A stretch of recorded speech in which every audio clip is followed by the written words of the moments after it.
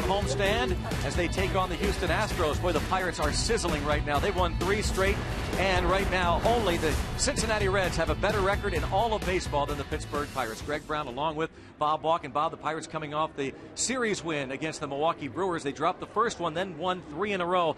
Great to beat their longtime rivals. It's always great to win 3 out of 4, but when you beat the Brewers, that makes it a little sweeter.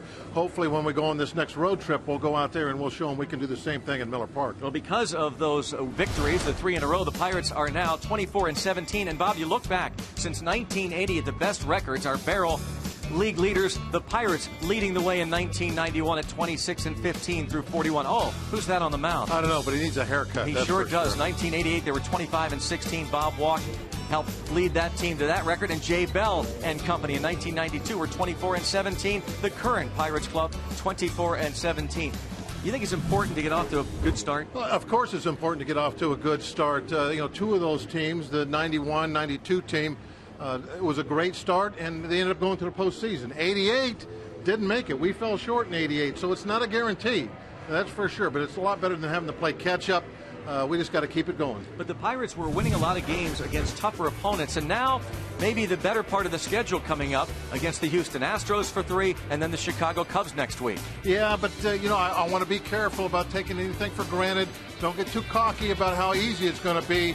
These guys are major league players, major league teams. You still got to go out there and play hard, do your best, play good baseball if you want to win. And get some hits, like the Pirates did last night against the Milwaukee Brewers. The Bucks taking on the American League Houston Astros. Coming up next.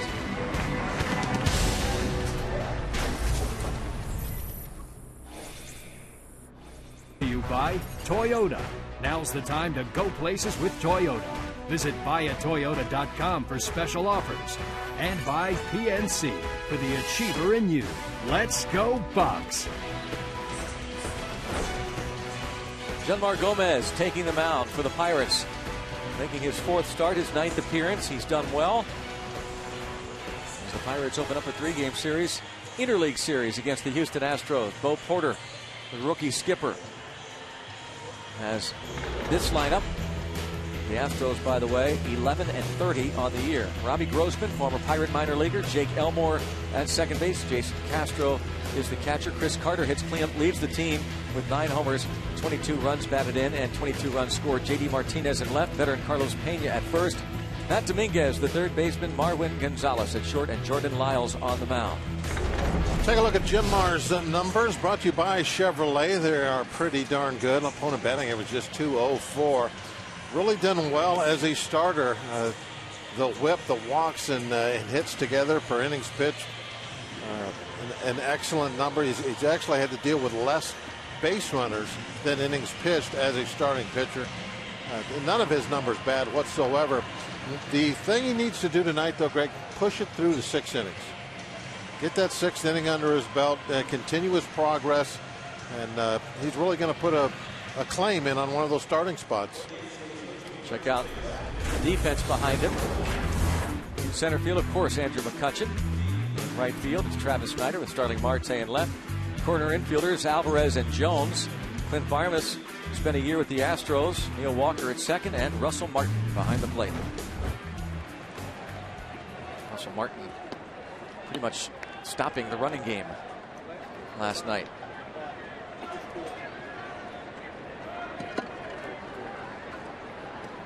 Free Shirt Friday thanks to Root Sports. Raise the Jolly Roger t-shirts given away, and Bucks hoping to do that a little over a couple hours from right now. Ball 1 on Robbie Grossman, one of the players traded to Houston last summer for Wandy Rodriguez. Grossman, the switch hitter, takes a strike. It's 1-1 off to a slow big league start. He was called up when Justin Maxwell was placed on the disabled list. And another strike. Home plate umpire Dale Scott. Pirates honoring the Armed Forces camo jerseys tonight and tomorrow. Armed Forces Day tomorrow. This is Armed Forces Week. This ball fouled out of play. It stays 1-2 on Grossman.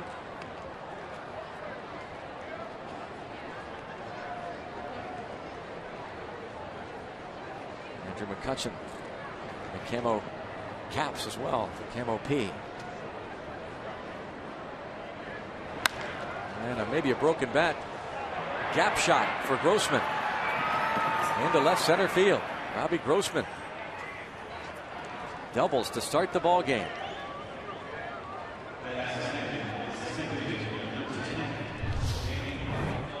Take a look and see where that pitch was. A breaking ball down and away. Tried to backdoor it. Maybe looking for a strike 3 pitch. Looking. Didn't get it. Grossman whacked it hard into the gap. Now the Astros in a good position and perhaps strike first in this ball game. Doesn't matter what their record is. You have to go out and play the game.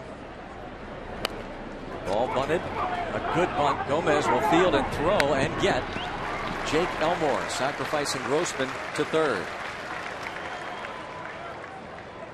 In the sport of baseball, the poorest team is going to beat even the good teams a third of the time. On any given night, if you're not playing hard and playing well, doesn't matter who's out there, you're going to lose. Infield back will concede a run. Jason Castro, the left-hand hitting catcher, faces Gomez, hitting .241.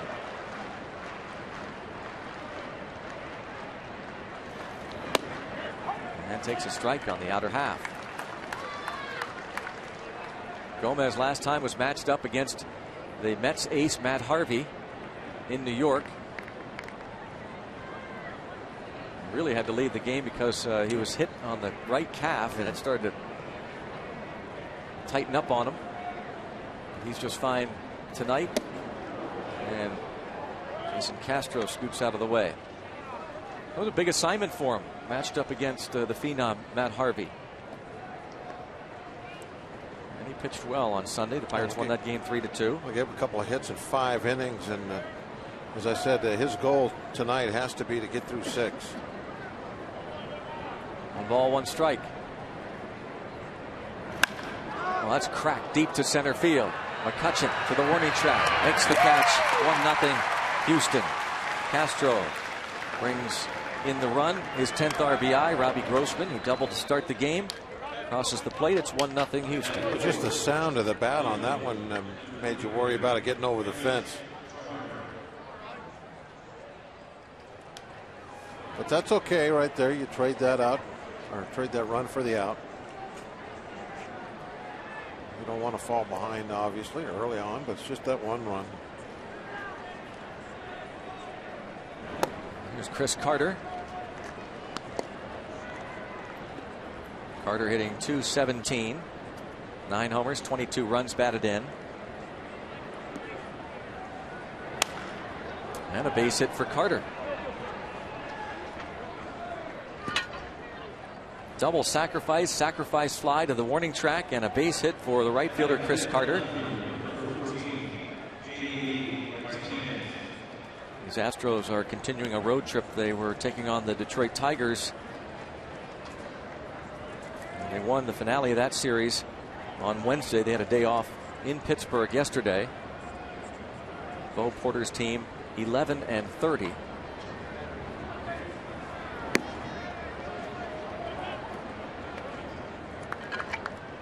Identical record as the Miami Marlins. 2 worst records in baseball, 11 wins, 30 losses. J.D. Martinez gets this ball in the air to shallow right. Walker calls for it, makes the catch. So the Astros strike first in the first, and now the Bucks come to bat. And the Pirates from PNC Park, game 1 of 3. This is the 3rd interleague game of the season for the Pirates, the first for Houston. The starting lineup for the Bucks, brought to you by Toyota. Starling Marte, Travis Snyder, Andrew McCutchen, 1-2-3. Garrett Jones hits cleanup at 6 for 12 lifetime against Jordan Lyles. Neil Walker will follow, then Russell Martin, Pedro Alvarez, Clint Barmas, and Janmar Gomez.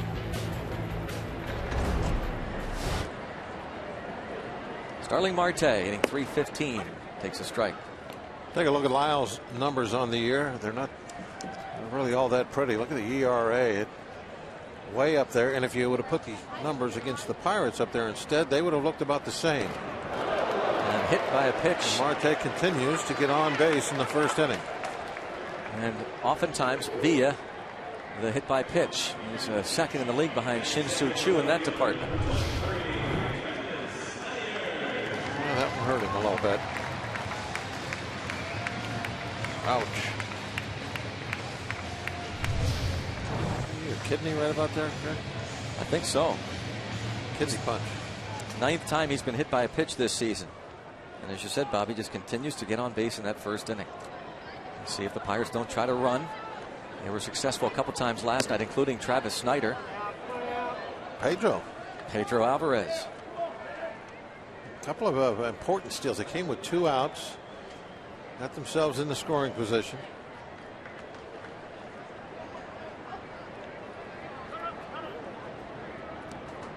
Nobody has tried to steal yet this season against Lyles, who spent part of this year in the minor leagues.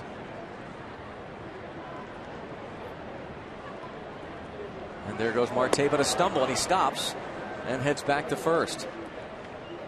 He did that I think the last time he tried to steal a base. What's interesting about that, is that Clint Hurdle gathered him in the dugout after that, and he said, from now on, keep going. If you stumble, just go. But I think there was probably a pretty good move there for Marte. That was a pretty significant stumble there. 1 ball, 1 strike.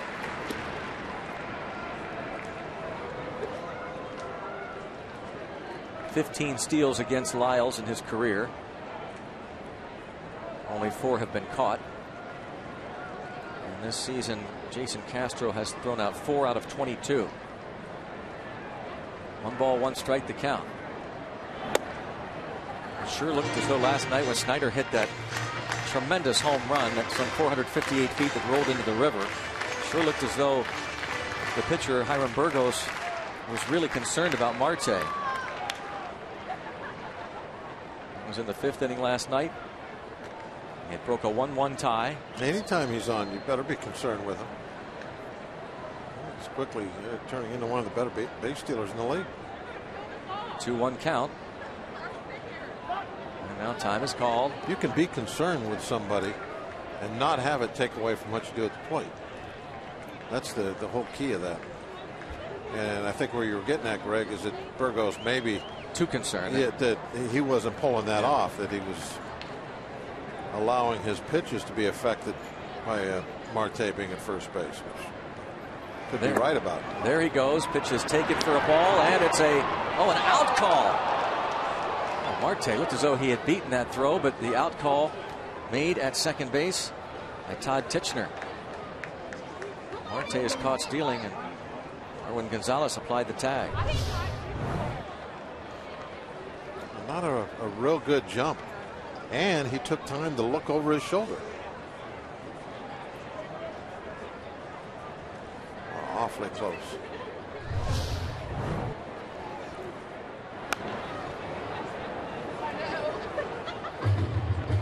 It didn't look like he got a good jump at all, and then did see him look over his shoulder.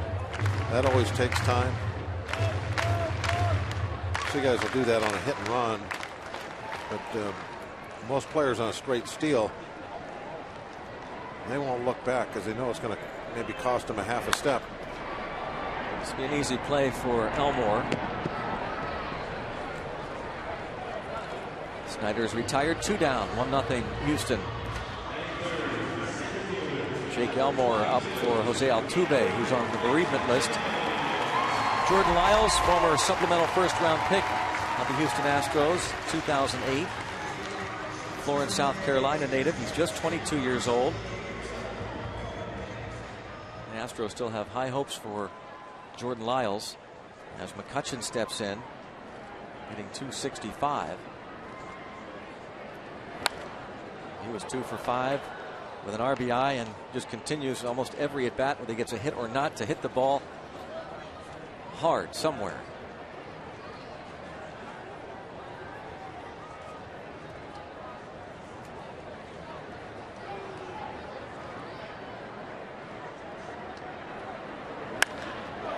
fastball hit hard to center field. Grossman back, warning track wall, and it is gone. Andrew McCutchen ties it at 1, his 6th. Good call, Greg.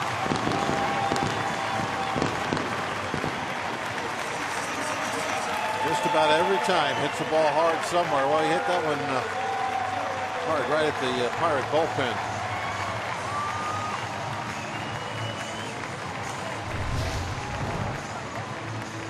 Here it is again. Wow, fastball right down the middle, elevated a little bit.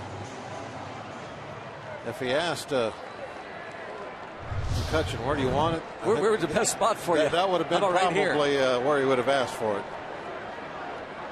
But just because you get that pitch, I mean, still got to take advantage of it. You still have to take advantage of it.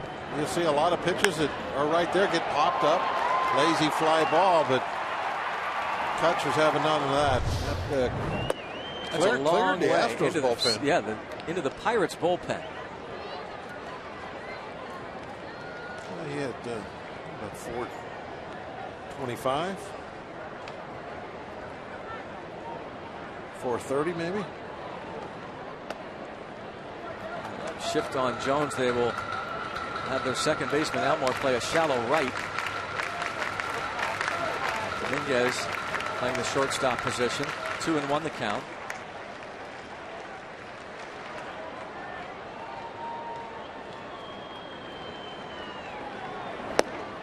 Two and two.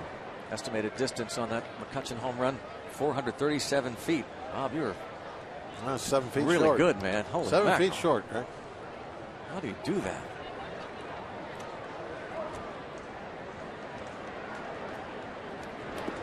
Checks in the dirt. Appeal. No. Third base umpire Clint Fagan said Jones did not offer.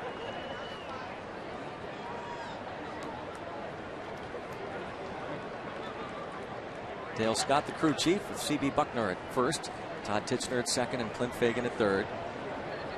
3-2 on Jones. And it's ball 4.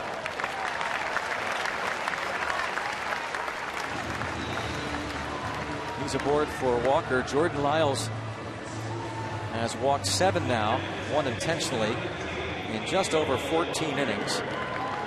This Houston Astros pitching staff really struggling. The worst earned run average in Major League Baseball collectively, 576. And now Walker. 1 for 4 last night. RBI single in the 6th. Floodgates open last night against the Brewers thanks to an error on their shortstop Segura, and 1 out later the barrage. A Marte double and then consecutive singles from Snyder, McCutchen, Jones, and Walker to put the game away. Nothing like punching some hits to break things open. Consecutive base hits.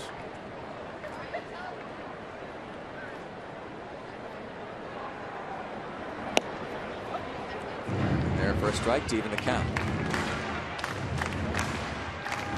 1 ball, 1 strike on Neil Walker. McCutchen's home run has tied this thing up. Walker playing his 5th game since coming off the disabled list on Monday. He's 4 out of 15 in 4 games. 1 ball, 1 strike. And takes 2-1. Pirates have gone 13-5 in Walker's last 18 games. People wonder about what happened the second half of last year. They point to nobody knows for sure. The pitching staff obviously had a lot to do with it. But the fact that Walker was out of the lineup for much of the last month of the season was also a big part of that. He's a huge part of this lineup. And now it's 3-1. And time is called. Catcher Castro goes out. First baseman Pena comes to the mound. Young Jordan Lyles hit Marte to start the first inning against Pittsburgh, and then had a break when Castro threw out Marte. He got Snyder to ground out, but the home run to McCutchen and a Jones walk And now falling behind Walker, 3-1. Had an opportunity for a nice quick inning, and he's let that get by the boards, and now in danger of walking Walker. That would be, if he does throw ball 4, excuse me, that's pitch number 21. And that's what happens to sometimes younger pitchers. They let things just get away from them. They let opportunities to make it easy on themselves slip by. You give up that home run, and then you start getting a little gun shy, starting to, pick here and there. And then you walk the next guy, and then you go 3-1. Staying away from Walker. He's up. 3-2 the count. Jones off on the pitch.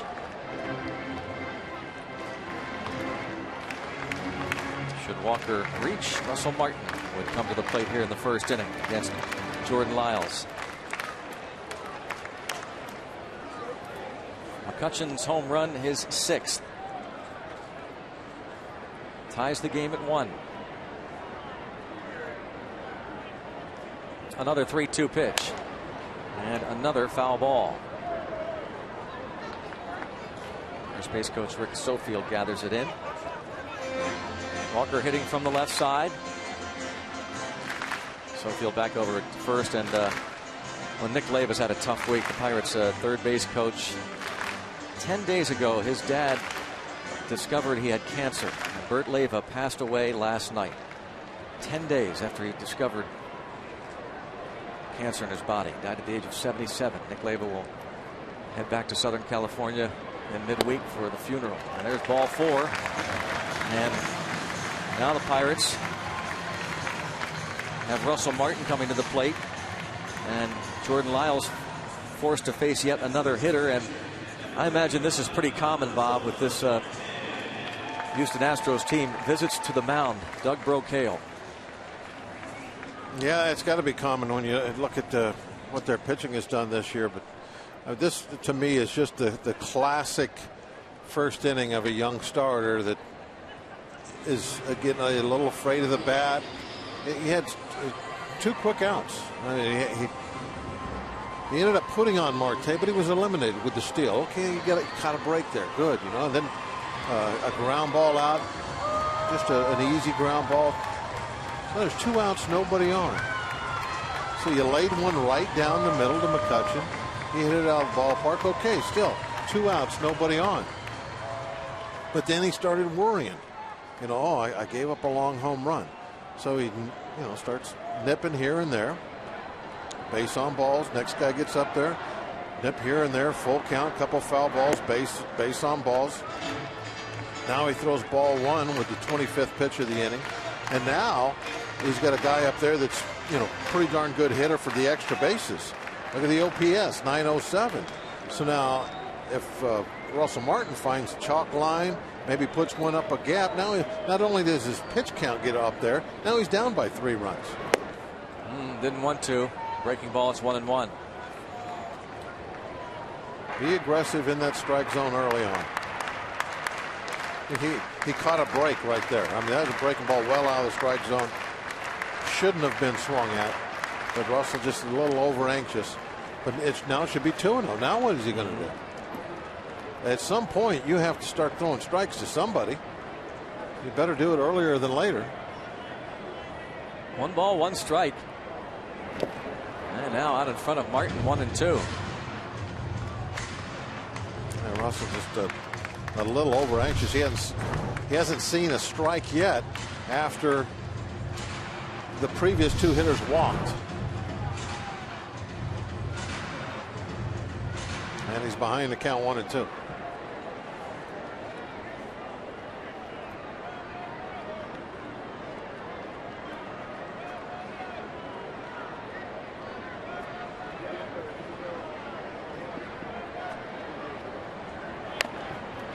Off of Martin's foot. And will stay 1-2. Martin with 10 doubles to lead the club.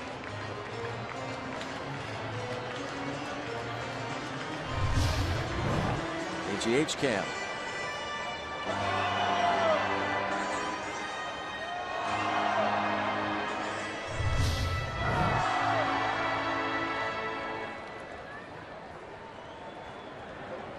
1 ball, 2 strikes. Jordan Lyles has punched out 13 in 14 innings.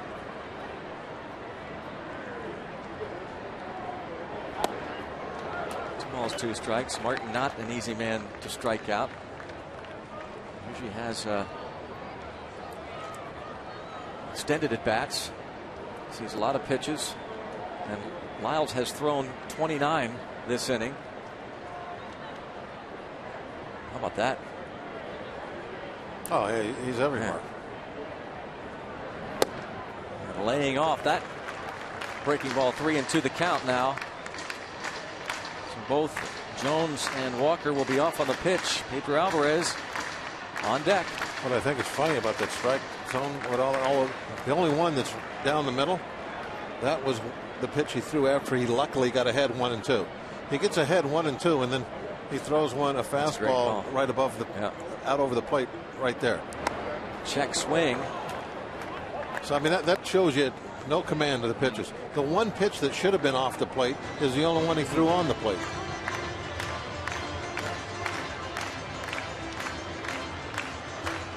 Young pitcher Jordan Lyles. He's got a lot of talent. Yeah, he's got a great arm, throws hard. Look at the good sharp breaking balls, but not showing a lot of command, and I think he's probably made some bad decisions during this inning. You're not really in somebody's head, so I couldn't say that for sure, but I'm guessing he has. Looks like he's going to get out of it and throw to first base. Dominguez looks to second and throws out Martin at first. 32 pitches in that first inning. One of them went into the Pirates bullpen. 1-1.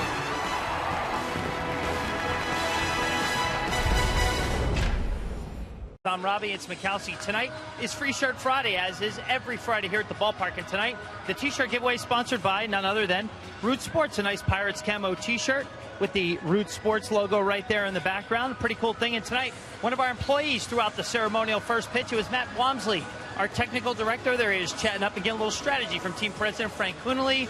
Wamsley on the mound wearing his Kenta Colby jersey, of course. And here comes the pitch. And, well, I'll quote Bob Uecker, just a little bit outside. Greg and Bob, nowhere near the strike zone, but a good night for Matt Wamsley, one of our employees, getting the chance to throw out the first pitch, and also a lot of pretty cool T-shirts being given out here at the ballpark tonight, like that one.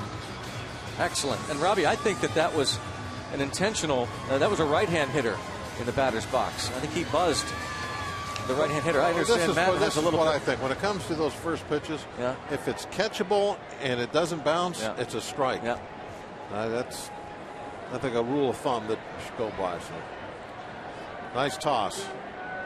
Now Carlos Pena, no surprise to shift on him.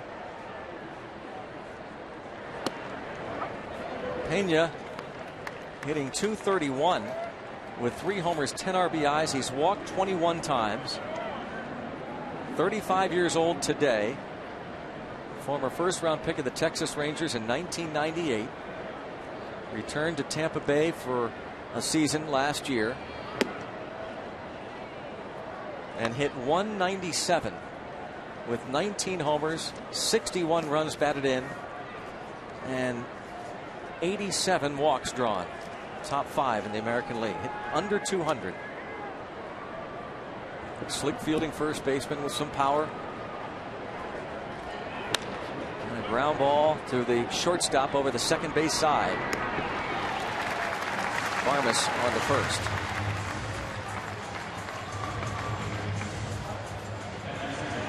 One down brings up Matt Dominguez.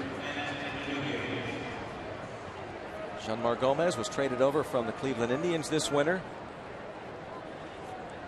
Long shot to make the club as a starter.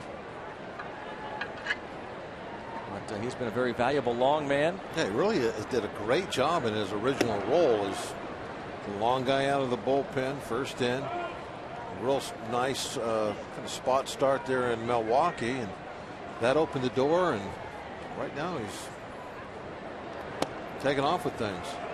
Ray Searage watching Gomez deliver pitch outside to Dominguez. It's almost like Gomez is just keeping the seat warm for Charlie Morton. Ball bounced to short. It's going to be a 6-3. And Jones will come off the bag to apply the tag on Dominguez. Bucks host the Astros tomorrow at 7:05. First 25,000 fans will take home an A.J. Burnett replica camo jersey bobblehead thanks to Xfinity. Plus, you can get to the game early tomorrow for Team Photo Fest. Take pictures of your favorite Buccos right on the field at PNC Park. For tickets, go to Pirates.com. Make sure you enter the Trib Total Media home plate gate starting at 4 o'clock tomorrow for Team Photo Fest. A.J. Burnett. To his right, Jeff Locke, Charlie Morton. Seated between Locke and Gabby Sanchez. This ball hit toward the gap in left center field. Marte over, and he's there. 7 pitches. Taking care of the Astros for Jeanmar Gomez. Go to the bottom of the second. It's a 1-1 ball game. Enjoy a cold one. Look forward to Miller time later in tonight's game. Brought to you by Miller Lite. Oh, that's a great shot there. Thank you for your service. Armed Service Week. Pirates honoring the Armed Forces, wearing camo jerseys tonight and tomorrow. And tomorrow officially Armed Forces Day. And Pedro Alvarez takes ball 1. 1 for 7 lifetime against Lyles. 0 for 2 with a rare walk yesterday.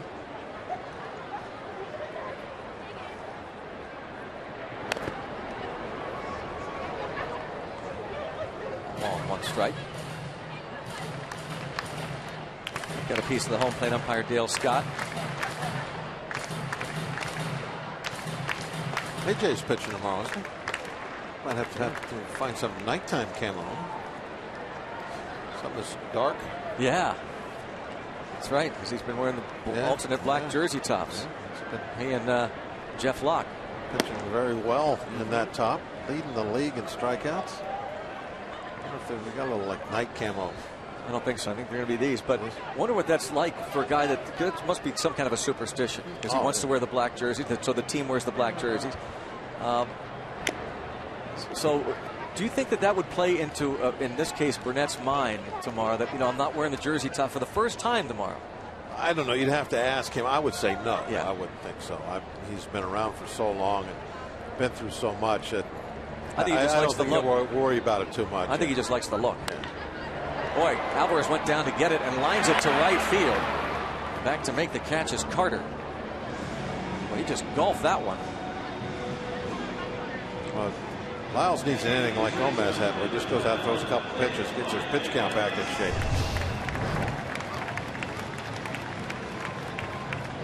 Went out and got a pretty good pitch to hit it that hard. Down and away.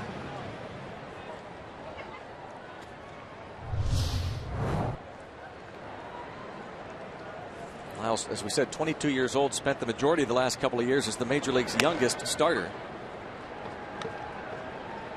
45 big league appearances, 40 starts before turning 22 this past off season.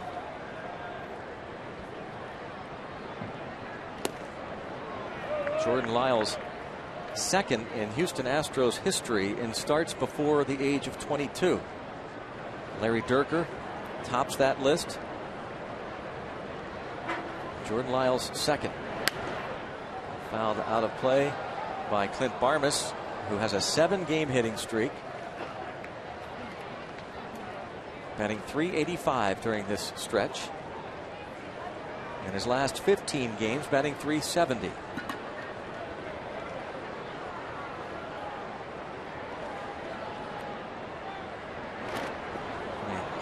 He goes down, tries to hit a ball in the dirt. Strikes out. It went like he did last night. That was that ball he golfed the last night off the left field fence. Similar spot. He was able to go down and get it. Ball last night was down and in, not quite that far, but that far away from that.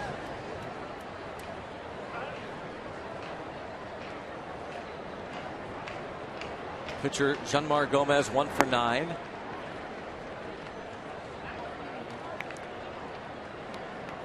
Greg, if Gomez, I know that he's just, like you say, I think a lot of people think he's holding a spot, but if he continues to pitch well, how do you take him out of the rotation? Yeah, I think that'd be a tough thing to do. I mean, if he's one of your best 5 starters, and I know he hasn't gone deep in a ball game yet. That's the next test. He's got to start going deeper in a ball game. But if he gets to where he's going 6, 7 innings and giving up 1 or 2 runs, it's going to be tough to put somebody else in his spot. Because that's what it all boils down to is, especially when you're competing to win the championship like the Pirates look like they're going to be doing this year. It's the guys that do the job. They get the bulk of the playing time. Charlie Morton, you saw in the dugout, made a rehab start for AA Altoona yesterday. He still has at least 3 more. So you're talking about 3 weeks at best. Strike 3 call. 1, 2, 3. The Pirates go down against Jordan Lyles. We're tied at 1.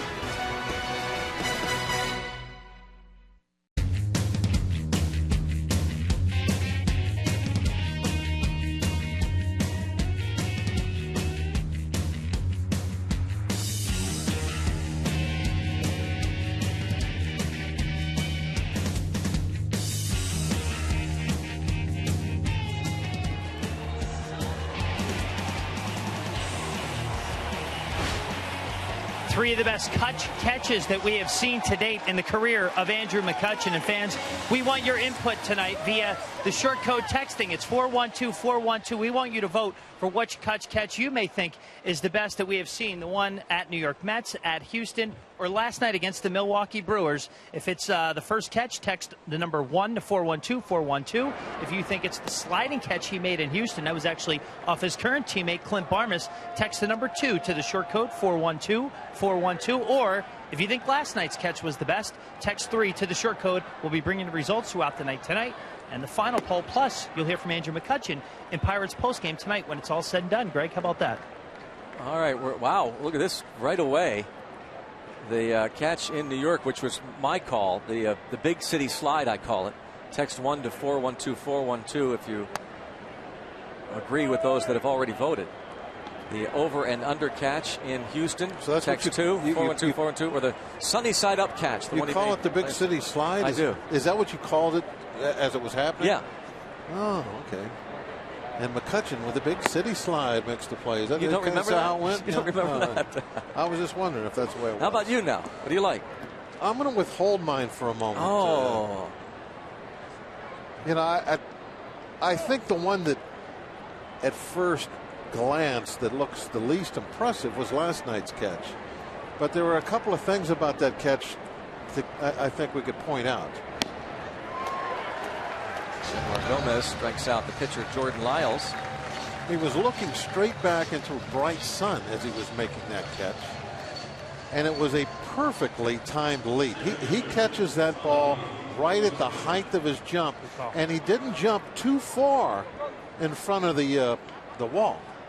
And sometimes you see that an awful lot. Some guys will jump before they get to the wall and messes things up. So it was the timing and the degree of difficulty looking back into that sun makes that play, I think, a little harder than it looks. Ball hit toward the gap in left center field. Marte.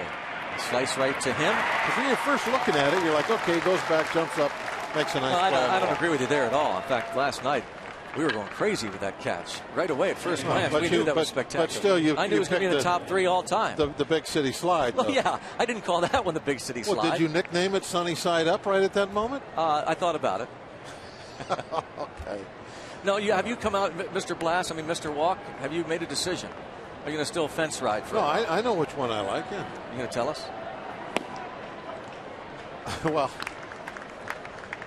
I like the big city slide. Now, we had a meeting earlier tonight. I know. He went against it. Alvarez on to first. And how about Jeanmar Gomez? This is what he has been doing every time he gets a start. Days in Pine Richland as he and his Rams battle future NFLer Paul Posluszny and the Hopewell Vikings in the 2002 WPIAL Finals. Hear the story retold on Sunday Night Classics, Future Phenoms on Field, Sunday at 8 on Root Sports.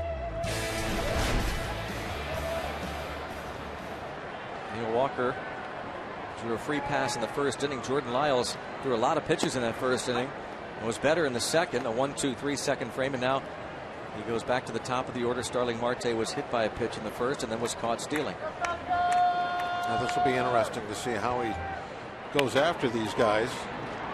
Is he aggressive? So far so good with Marte. Starting off, breaking ball for a strike, came back inside corner. A couple of nice pitches. But he got real tentative once he got the home run hitting off of it. Now he's got to face pretty much the same hitters, we hope. Now faces Snyder. So you and I are voting for the big city slide, huh?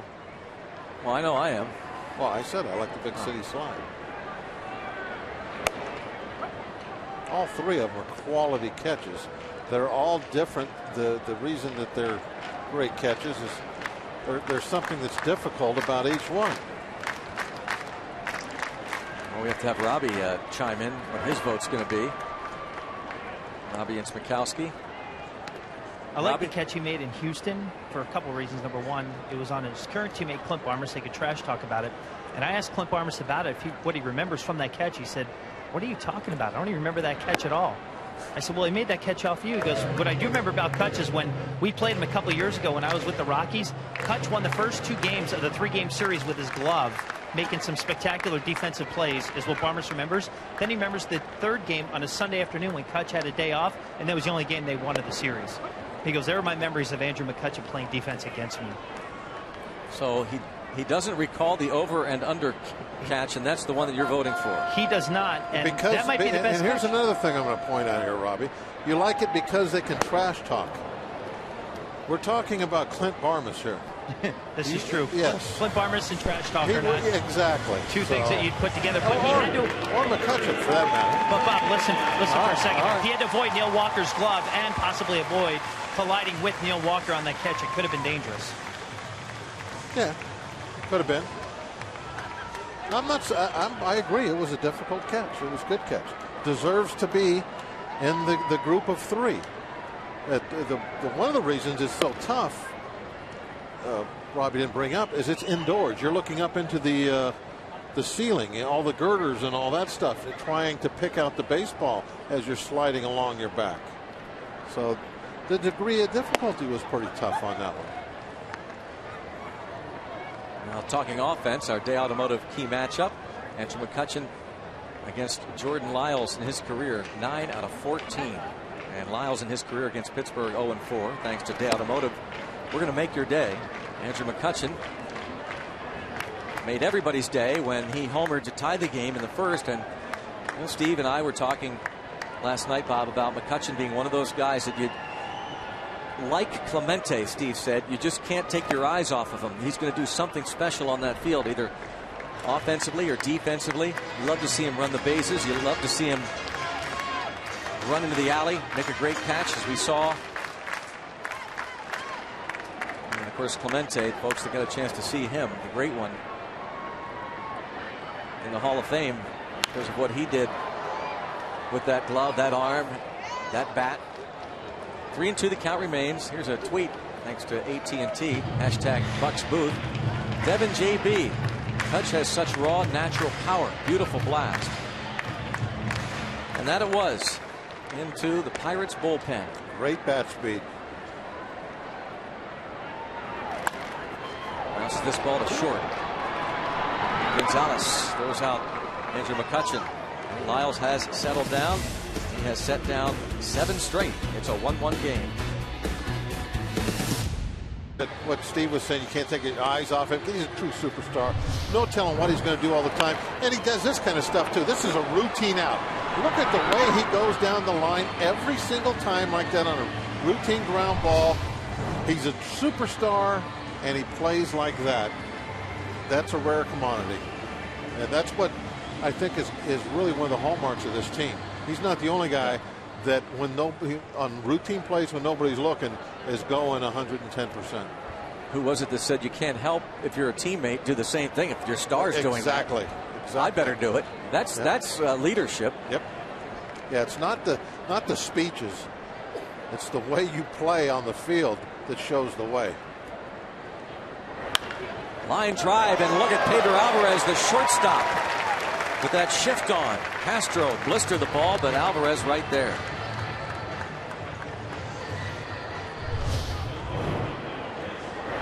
That ball was hit real hard, but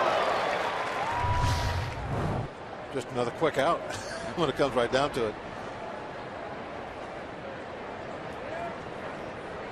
Shift on, Jeff Bannister, bench coach. Ball one on Chris Carter. And modern baseball, there's almost some kind of a shift on every hitter that comes up there, just about.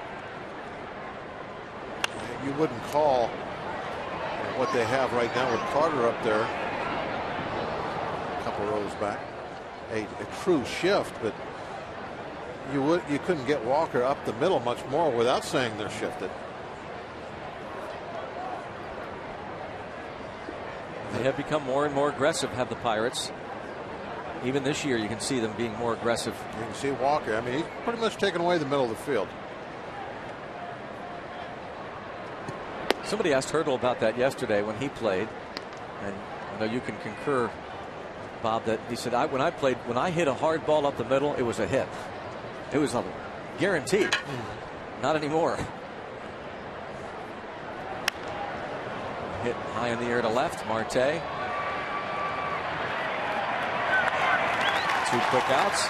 MLB.com at bat, the #1 source for live baseball everywhere you go. Available for iPhone, iPad, Android, and BlackBerry 10. At bat delivers Pirates baseball with live audio, pitch tracking, stats, news, highlights, and more. Text at bat to 31826 or visit Pirates.com for details.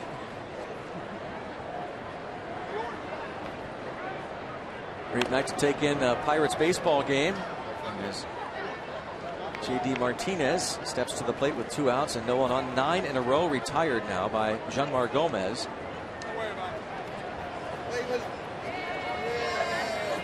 Weather finally starting to cooperate.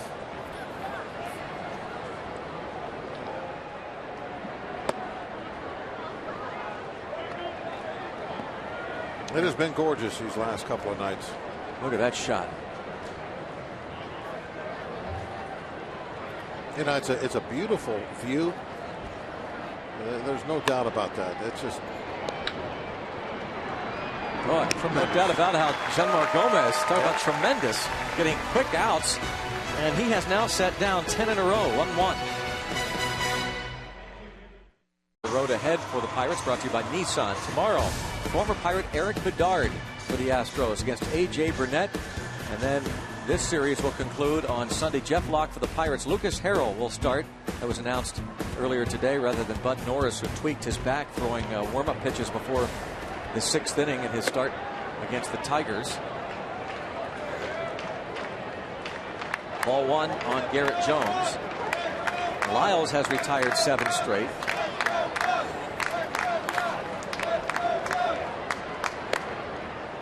Falls behind Jones 2-0. Jones, Walker, and Russell Martin.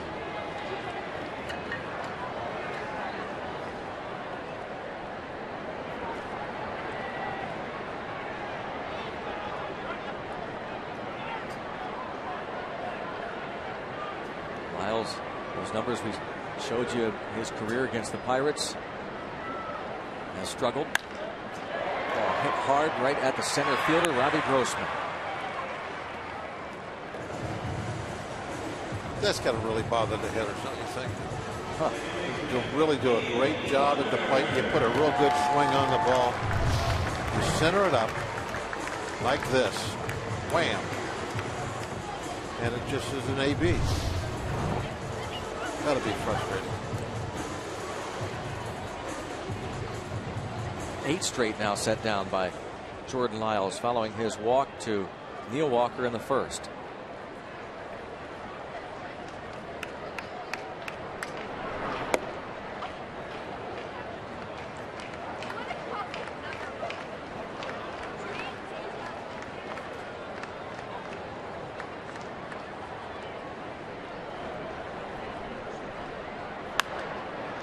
It's going to be out of play.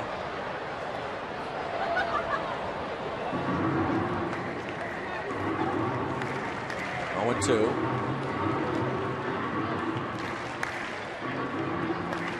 Bucks have won 6 of their last 7. They're now 24-17 on the year, and only the St. Louis Cardinals have a better record than the Pirates since April the 8th. The Pirates started out 1-5. I like that music they just played there.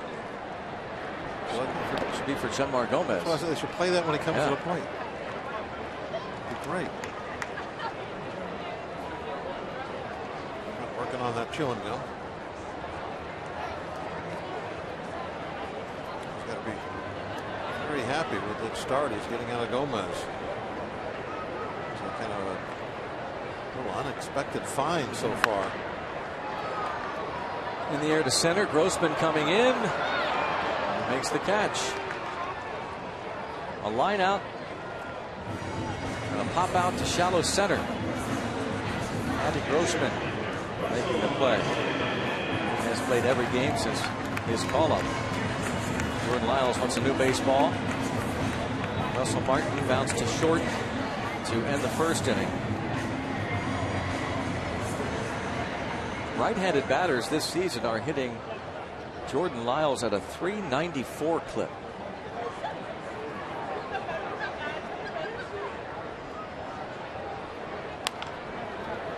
Dribbler, a tough play. Bare hand, throw to first, and Pena can't hang on. Don't know if it would have been an out call anyway. Dominguez did all he could. A throw in the dirt, and it's a base hit for Russell Martin with 2 away.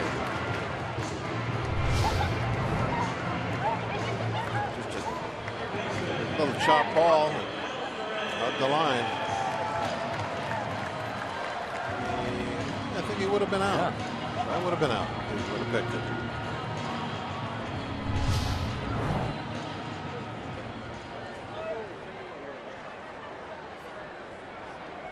Pedro Alvarez now. He lined out sharply to right fielder Chris Carter. A ball that was down and away.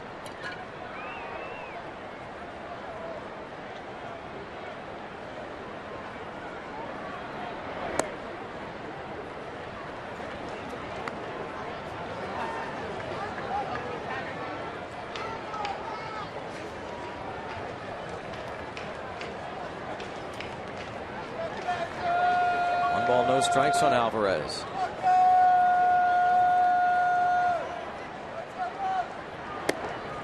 Two and 0.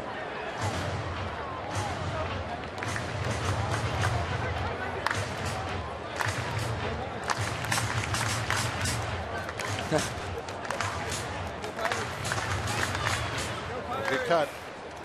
Be very careful.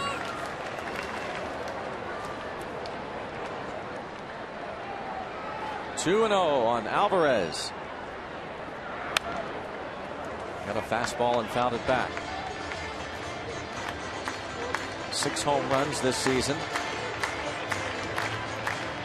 He has driven in 18. One of the real encouraging things that we have talked about this for the past several games. Pirates winning despite the fact that Alvarez had a mini streak a while back, but you know he can go on a tear. And Bob said it earlier, I think on the pregame, that the thing about it is you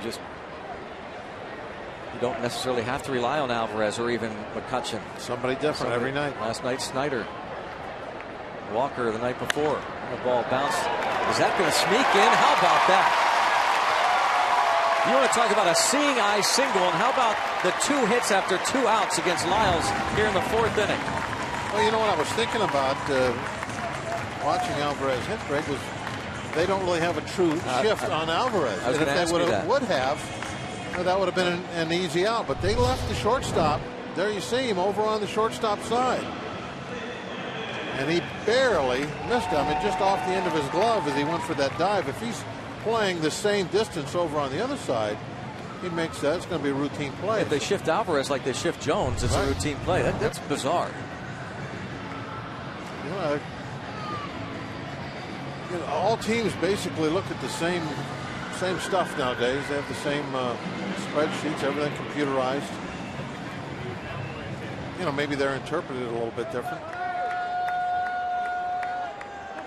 but not much information is hid from anybody. I mean, everybody, there's so much stuff out there, it's almost overwhelming.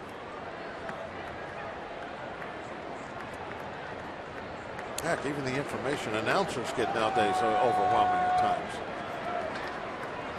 Imagine what it is for the managers and coaches and the players. And you have to look at all that stuff, make your decisions of, okay, do we shift way over on this guy a little bit on this play, just kind of shade the middle on this guy. Of course, all those decisions are made well before the game. You're not making it up on the fly. Stuff's all planned out.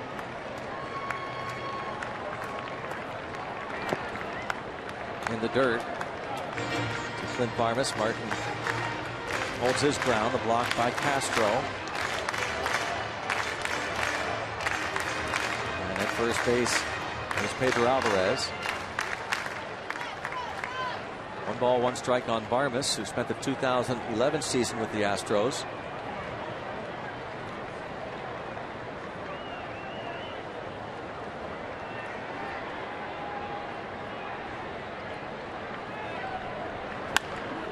In the air to center, Grossman back, and Grossman there. Pirates strand a couple. It's still a 1-1 ball game.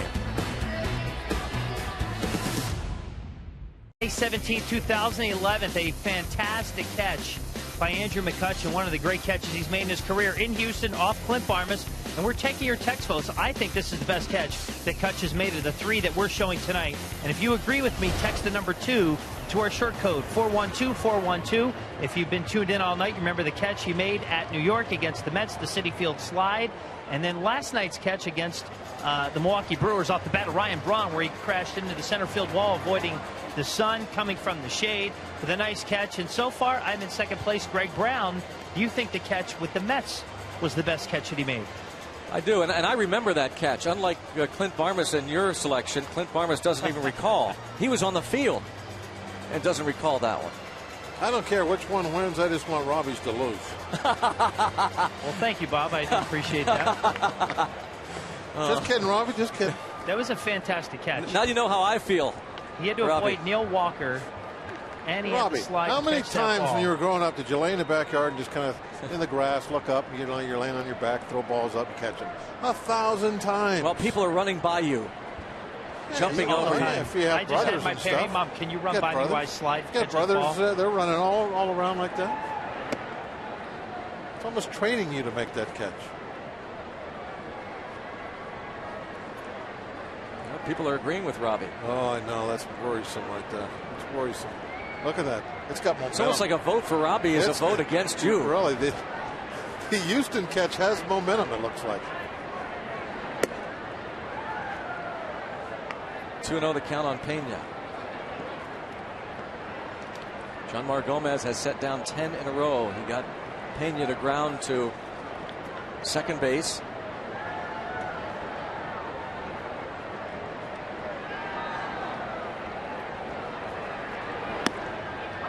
There's a strike. Hey, Greg, how come play-by-play guys would say that Carlos Pena swings from the left side when it's obviously the right side?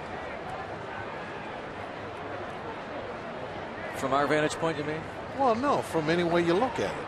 He's swinging from the right side. From Gomez's vantage point? Where's the front of the plate?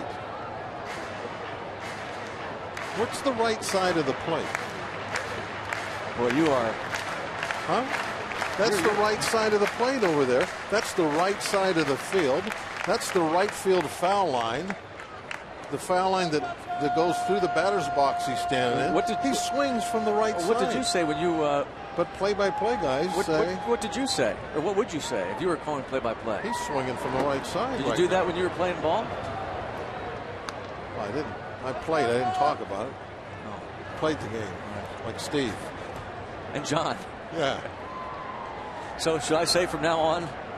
Well, I've always wondered about that, because that's the right side of home plate he's standing next to. Well, it's actually he's batting from the left side in terms of he's a left-hand hitter. I think that's what play-by-play guys do. There's Barmes. Yeah, but that's not true. He's not batting from the left side. What side was Barmes on? He's batting from the right side. He was on the right side of the field. The same side that Pena was hitting from. Who's on first? Yeah, why do you baseball players call these foul poles when they're actually fair poles?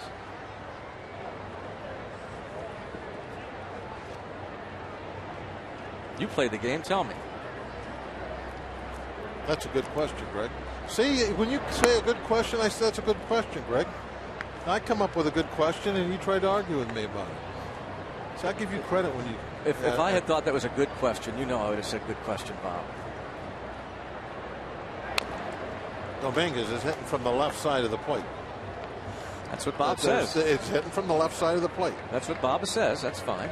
Well, we know where the front of the plate is. We know where left field is. We know where the left field foul line is. We know where the left side of the infield is. So why is he hitting from the right side? No, that's not the case. Okay, he's hitting from the left side. There we go. And he hits one deep to left. Left field.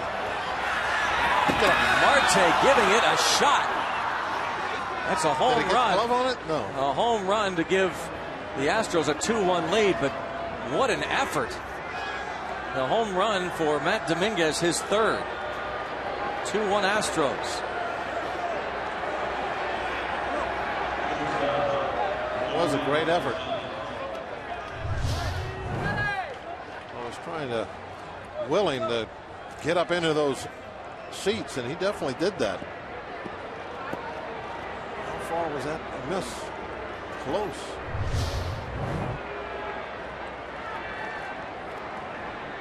Marte went up, did all he could. Very athletic. That would have been a catch that we would have been talking about for a long time. This was the play that Barmes made. The ground ball by Pena just before the Dominguez home run.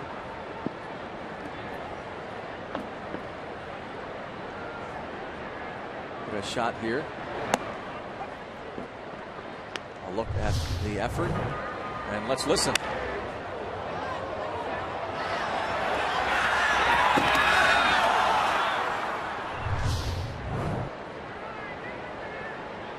Good try from Marte, but 2-1 Houston now. 2-1 count on Marwin Gonzalez.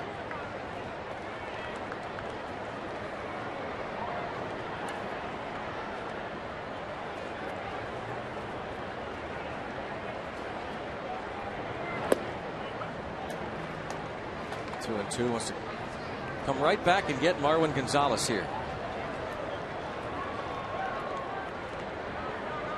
Gonzalez lined out to left field in the second.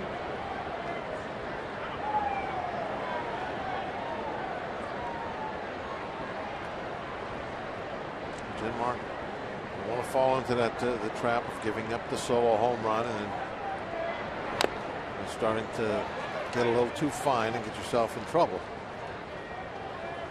He's gone right after Gonzalez so far.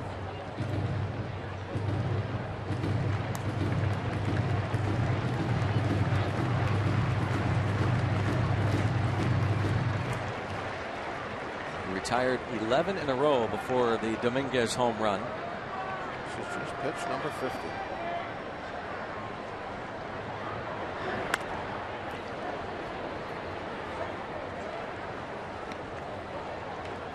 Gonzalez, 24-year-old native of Venezuela. Traded over to the Astros from Boston for a minor league pitcher in December of 2011. Originally signed by the Cubs. And he goes down and gets that one. Stays 2-2. Marwin Gonzalez.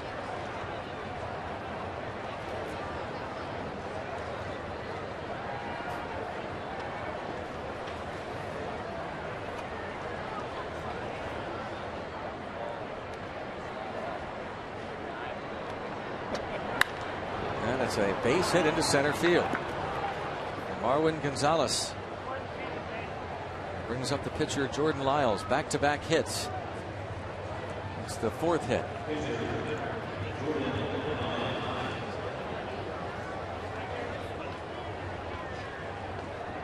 Andrew says, Bob, I got your back. I often wonder the same thing.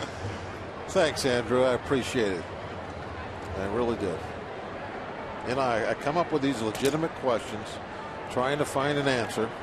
That's all I'm doing. I just trying to increase my knowledge is all. Bob and Andrew would say that this batter is batting from the left side. Well, and we would be correct. Yep, you certainly would. I'm not saying he's right or left-handed. I'm just saying what side he's hitting from. Sacrifice. Play-by-play guys have been wrong for 100 years. I know. They're stubborn and they'll never change. No, that's true. It's a great tradition. Baseball, the play-by-play guy being stubborn. You know what I think started it is because for probably the first 70 of those 100 years, they were by themselves. There was no color guy. Great point. That is a great point. See, I acknowledge that's a great point. Yes. Robbie Grossman takes the pitch in the dirt. Grossman doubled to start the ball game and scored on the Castro sacrifice fly. Traded over last summer along with Colton Kane and Rudy Owens, two pitchers. Owens is out for about 4 or 5 months, had surgery, a stress fracture in his left foot a couple weeks ago.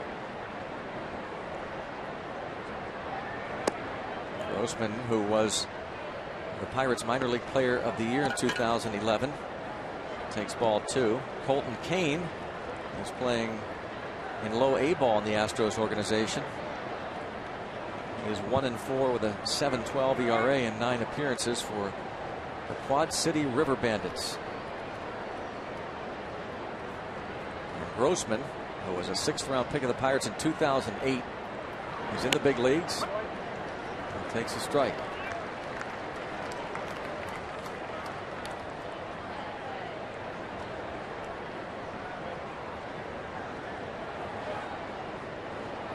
Two and one. Marwin Gonzalez was sacrificed to second by Jordan Lyles.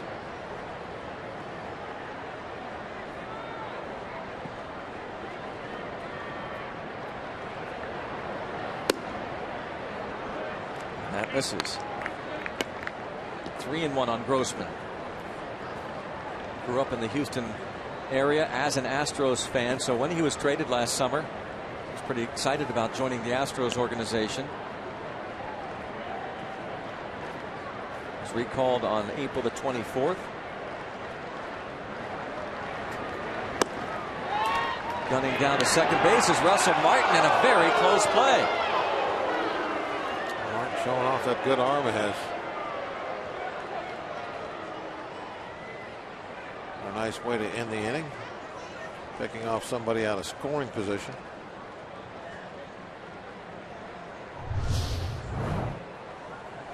There it is again.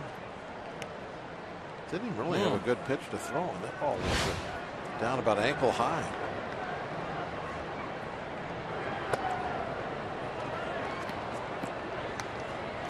And he draws the walk, does Robbie Grossman, and brings up Jake Elmore.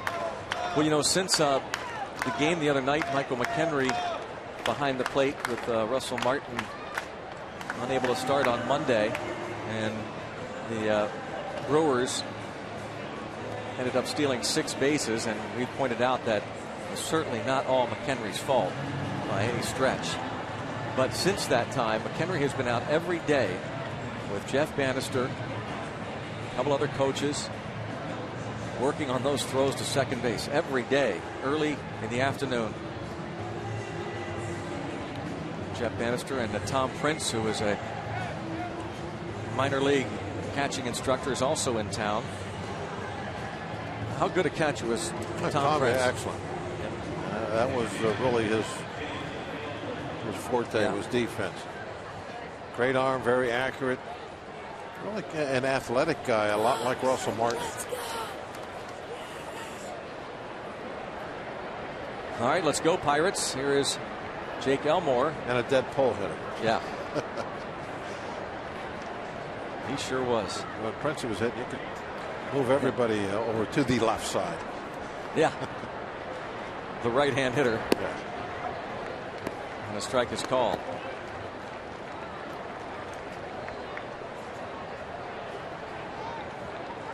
Our producer, Adam Elmore, his cousin Jake at the plate. Adam's got the night off. Eddie Costco in the chair. Line drive and a base hit will give Houston a 3-1 lead. Base hit for Jake Elmore.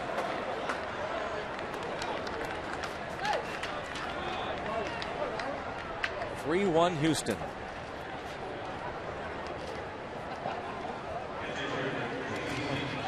Denmar had kind of put himself into a tough situation there. I thought when Grossman was up, he was way too careful.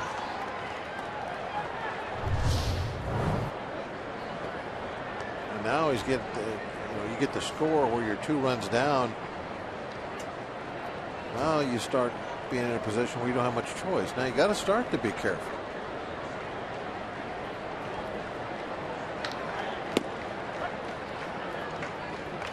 Strike on Castro. Maybe not really horrible thing to be 2 runs down, but if you give up 1 more run, then it does become an issue. Now that's it.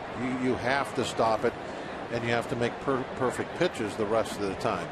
You can't afford to go for the heart of the plate. Runner goes from first. Martin will throw down. Oh, and it skips away, and now the runner breaking for the plate, and safe. Ball gets away from Martin. It is 4-1 Houston.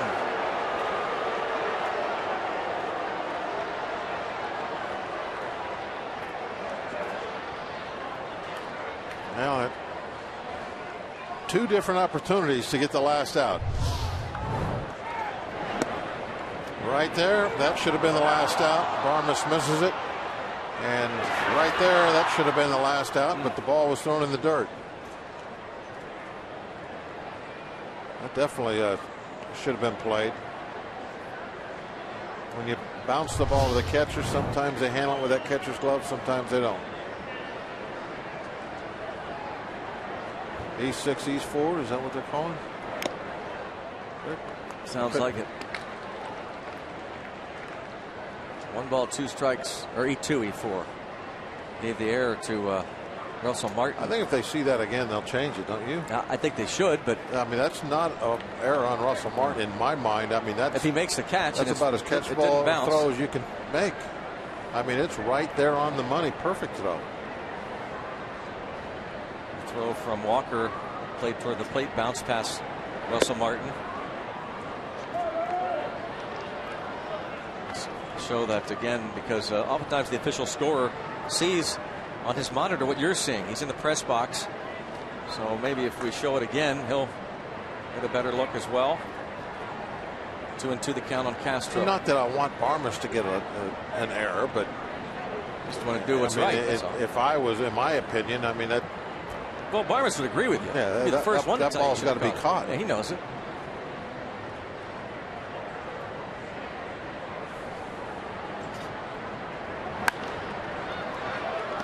Another look. Yeah, look at it again, and you'll see that it goes right off the tip of his glove. I mean, look at that throw. That's dead perfect. Dead perfect throw. You can't give an error on Russell Martin on that play.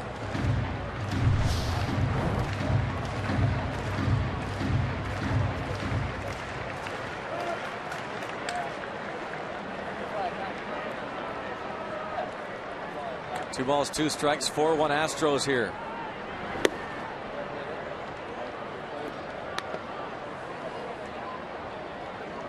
Pirates get their bullpen going. 3-2 on Castro. Vin Mazzaro loosens.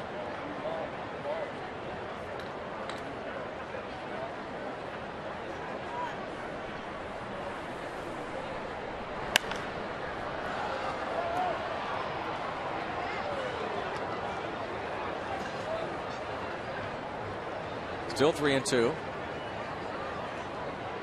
Jason Castro, former first-round pick, 2008, 10th overall choice out of Stanford. Sacrifice fly in the first and lined out sharply to Pedro Alvarez last inning.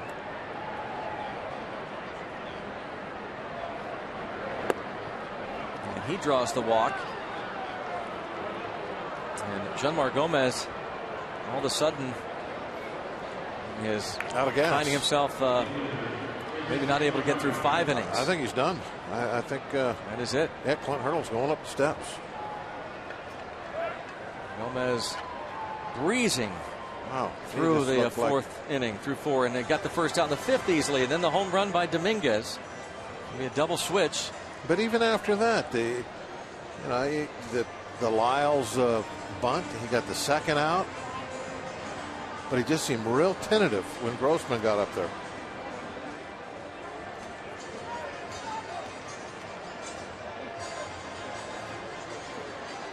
Jordy Mercer will come on, part of this double switch. Vin Mazzaro coming on in the 5th inning. Jordy Mercer on to play shortstop. He'll bat in the 9th spot. That'll be due up first in the bottom of the inning. And Vin Mazzaro is in Barmes' spot, which was the 8th position in the batting order. As Clint Hurdle looking to get multiple innings out of Vin Mazzaro in relief here in the 5th.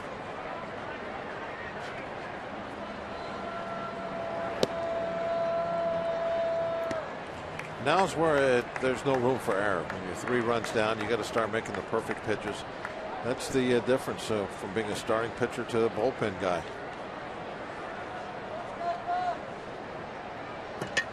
In that regard, pitching out of the bullpen, and no matter whether it's early in the game, middle of the game, or as a closer, makes it a little tougher. The starter can bend a little bit. Bend but don't break. Most of the time, the reliever doesn't have that luxury. Strike on Chris Carter, 1 ball, 1 strike. Carter 1 for 2 against Jeanmar Gomez.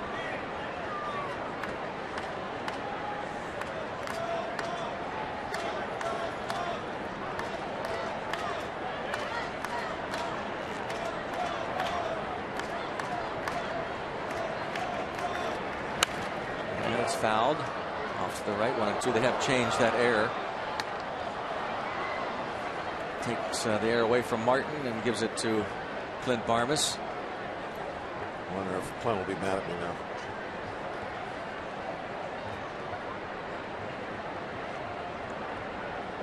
I'm going to tell him you talked me into it between innings.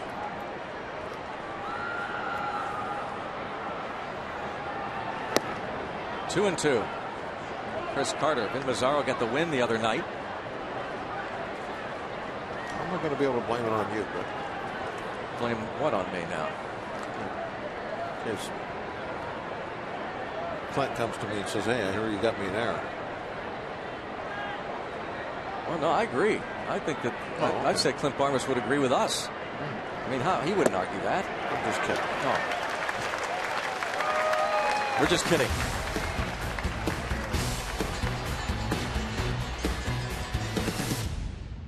Jeff Karstens on the disabled list. Shoulder troubles. Scheduled to make his next rehab start tomorrow with Altoona. 4 innings or 65 pitches. Our injury update is brought to you by our friends at Allegheny Sports Medicine, official medical provider of the Pirates. He's not too far behind then Charlie Morton. Here's Jordy Mercer. His first at bat. Part of the double switch. Pirates need to go to work now offensively, down 3 against Jordan Lyles.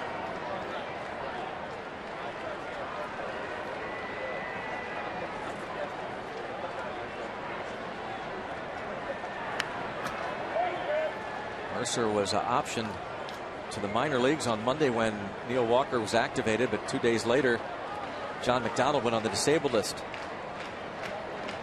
Mercer Never even made it into a game at the AAA Indy.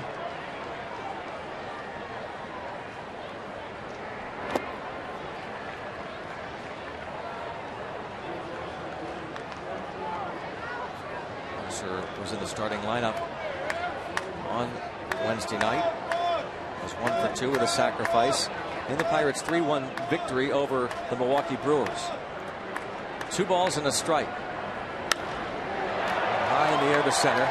Robbie Grossman, does he see it? No, he doesn't see it. Now he does, and makes the catch.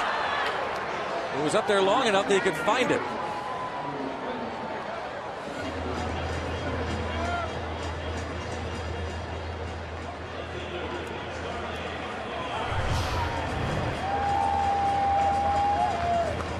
UFC Sports Medicine Strike Zone says, yeah, the ball was right down the middle, but Grossman didn't see it, and now he does. And one thing there was no one else that could help him. He was wanting to help, but pretty much straight away center field. If he didn't catch it, it wasn't going to get caught. If you're heading back over toward the gap or something, and the other outfielder sees you throw your hands up, then you might get some help on it. Not back there. Marte takes a strike. Looking for a Marte Parte.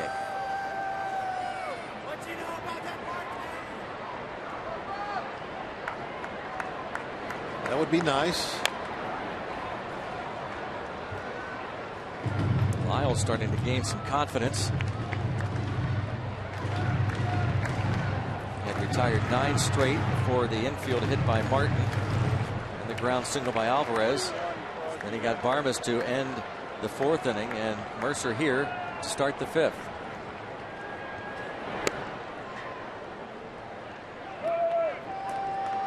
It's a ball and 2 strikes.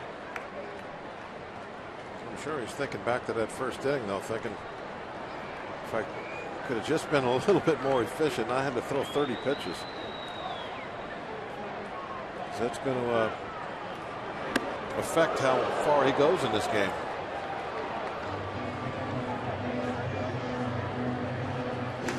Two count on Marte.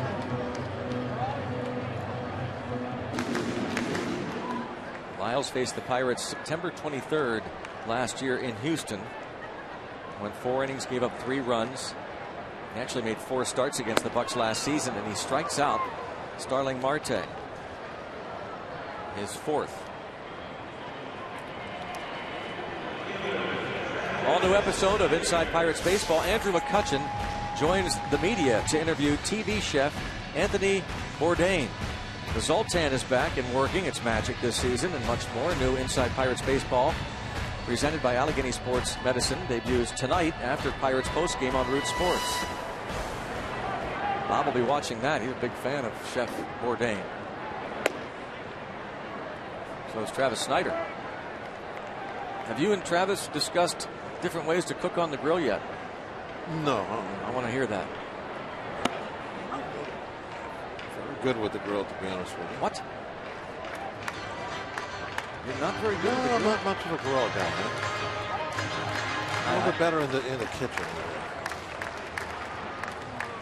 I'm going to have to ask Lori that. I bet you're tremendous out there in the grill. There's a ball hit hard, but right to the shortstop, playing over towards second. 1, 2, 3. The Bucs go down in order, and they trail it by 3. On Root Sports is brought to you by Barrel Automotive. We're driven to be better. And by Day Automotive. We're going to make your day. Let's go Bucs. 4-1 onto the 6th inning. First of 3 with the Houston Astros. They come to town with an 11-30 record. Robbie Grossman started the game with a double, eventually scored on a Jason Castro sacrifice fly. Andrew McCutchen tied it up with a home run in the bottom of the 1st, and 3 runs coming across the top of the 5th. 1 unearned against Janmar Gomez. J.D. Martinez has popped up and grounded out. Miami native, 20th round pick in 2009.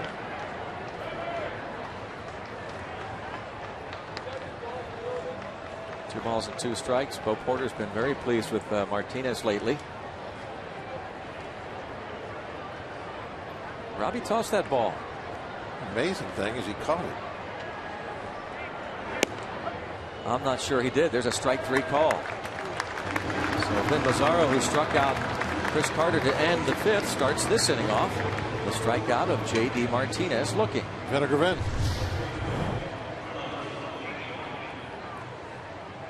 A little paint right on the corner.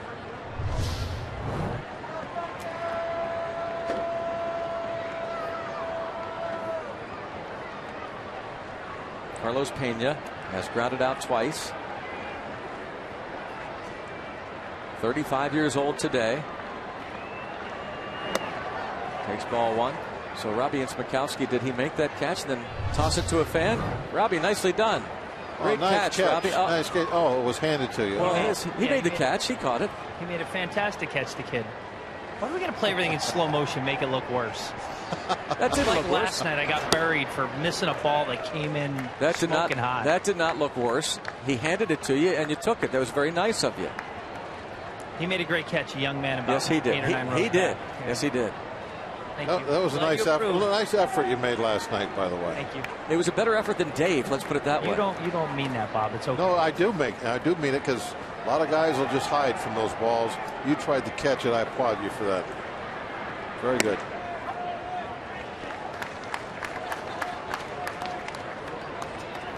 One and 2 the count on Carlos Pena. It's kind of like you in that regard. The balls, you're always trying to make the catches. You don't dive that's not true. under the table like the rest of us. No, I dive under the table. Well, not early in your career. You were very aggressive and you went after when him. we had places. Dave's here now. I'm in real trouble. I'm just kidding, Dave. Just kidding. Just kidding, Dave. I was just saying how much I admired your attempt at that foul ball, Dave, last night. 2-2, and now it's 3 balls and 2 strikes. I forgot Dave was sitting back there. Yeah. Nobody messes with Dave. No.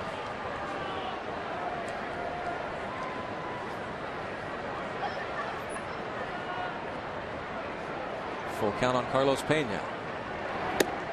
And he draws the walk. It's unbelievable, this guy. 22 walks now.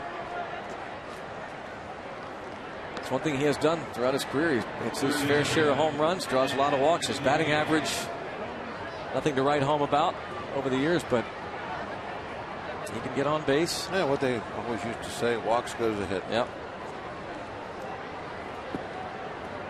Not really, because it's hard to knock a guy in from second with a walk. But it's kind of a clever saying.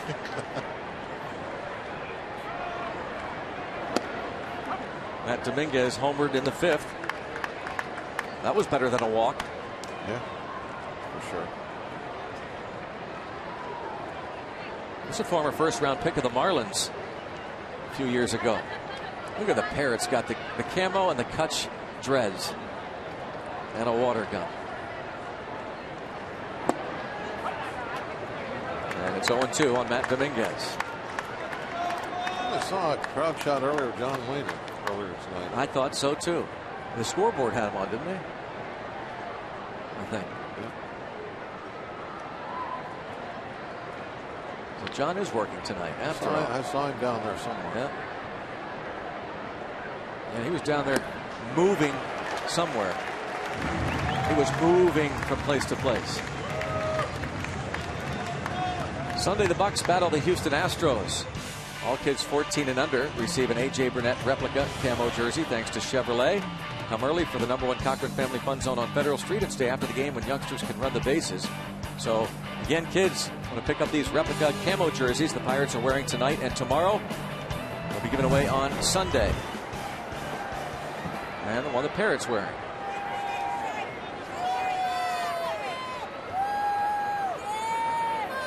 Two down. A couple of strikeouts in the inning for Mazzaro. He just got Dominguez. Now faces Marwin Gonzalez. And it's ball 1.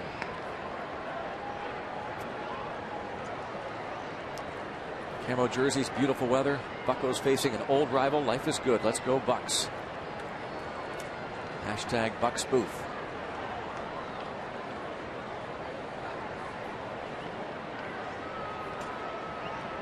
Want to know on Marwin Gonzalez. Shows bunt, takes a ball. 2 balls, no strikes. Vin Mazzaro's done good work for the Bucks since joining the club. 2 outs, pitcher on deck, man at first. You're going to bunt for a base hit? Please.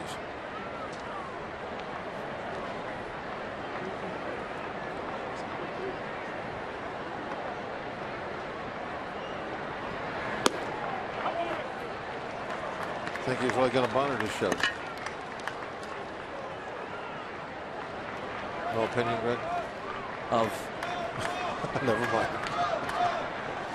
Dave Tremblay, former Pirate minor league manager and skipper of the Orioles, coaches third base. You were saying, Bob? I was wondering if he was really going to bunt with 2 outs and a man at first. No. Would they pinch hit for Lyles after just 5 innings? I don't think so. They have a 3-run lead?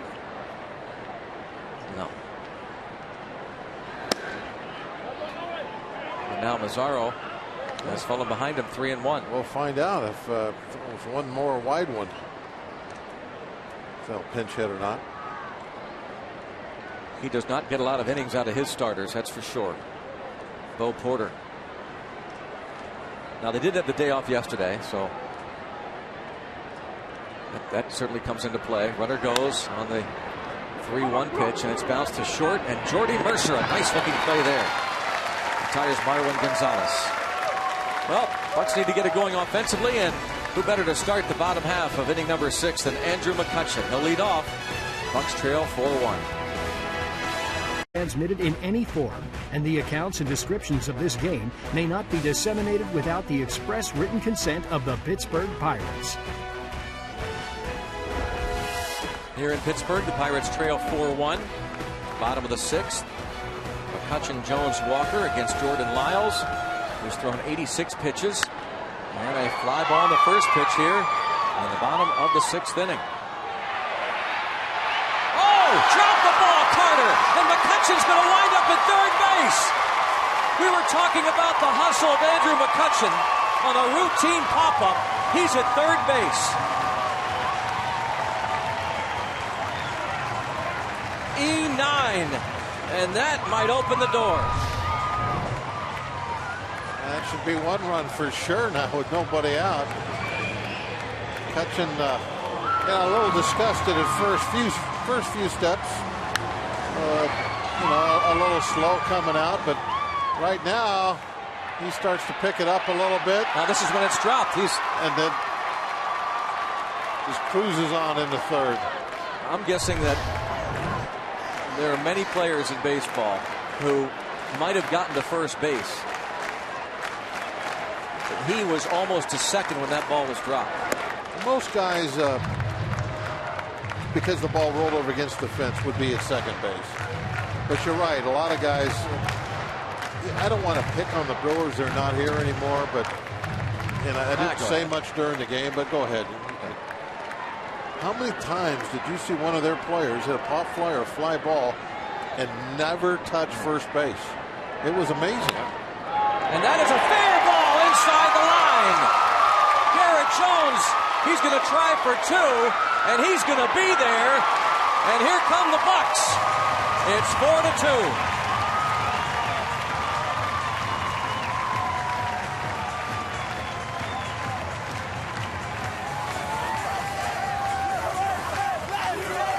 G.I. Jones. RBI for G.I. Jones. With the camo on right over the back. Absolutely smoked it. And I wasn't convinced this was going to be a double. I thought it might get thrown out. I thought he was going to get thrown out.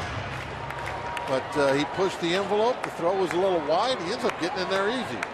125th double of his career. E9 opened the door. Now,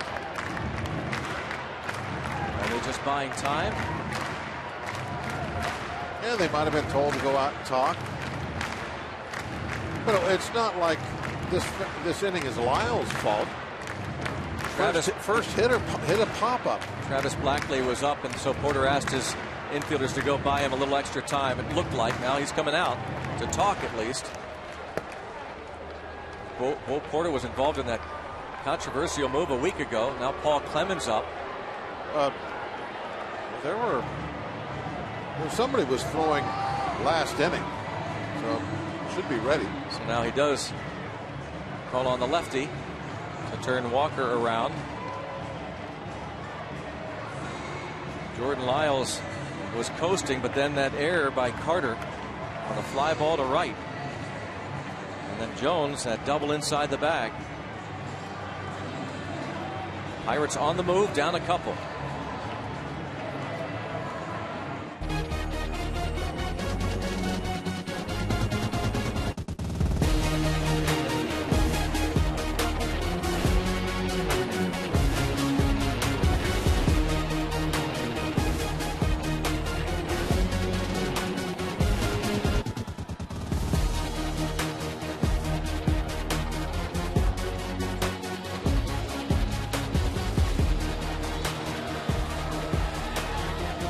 Some shots courtesy of the HGH cam. And the Pirates have rallied for one run. They've got Jones at second, nobody out. And Australian native Travis Blackley comes on to turn Walker around. And Walker bats from the left side now.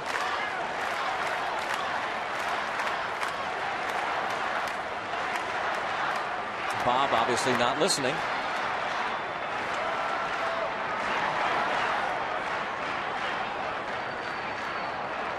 What'd you think of that, Bob? I liked it, Greg. Bunted right at the pitcher, and the throw is going to be right there to third and get the out. Walker wants the ball right to the pitcher, and Jones is thrown out at third.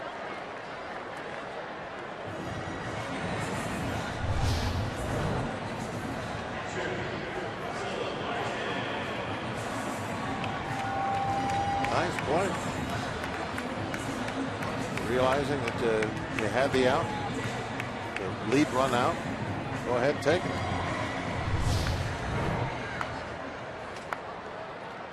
Blackley was picked up when he was designated for assignment by the Oakland A's out of spring training.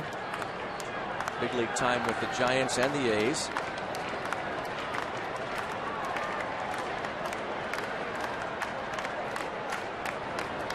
Russell Martin. A base hit for Martin.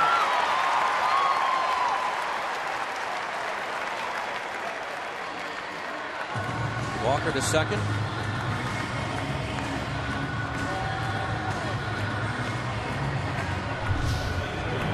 Martin gets one inside corner. Able to pull it right through the hole. Keep the line moving.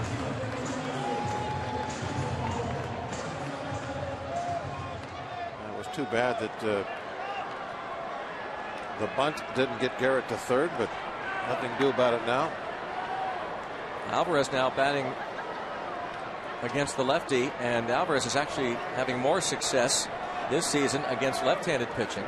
We have first, second, just one out, so you kind of have to look at the bright side of that and think it's still a great opportunity to score some runs here.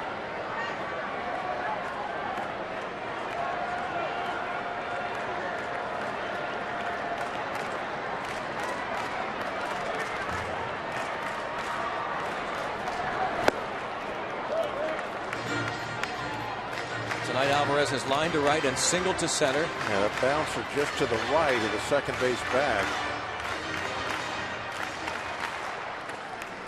They are definitely not playing any kind of a shift now. Shortstop well over to the left.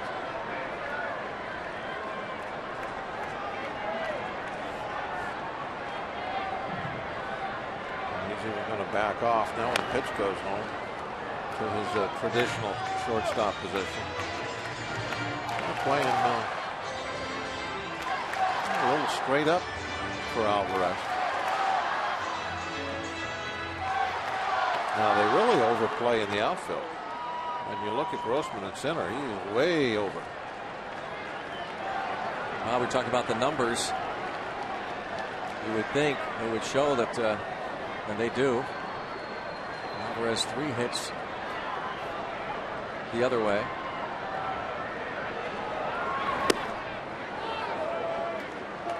To left field, which is in left field. That's our left. Left is left. Everybody's left. Left is left. Yeah. That's left out there.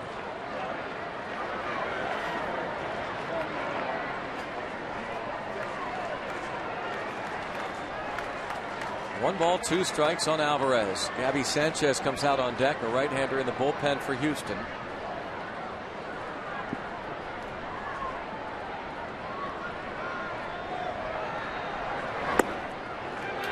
Two balls, 2 strikes.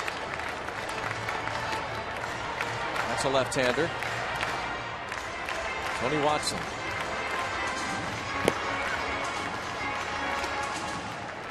Left-handed hitters just 3 out of 24 against Travis Blackley. He's walked a couple.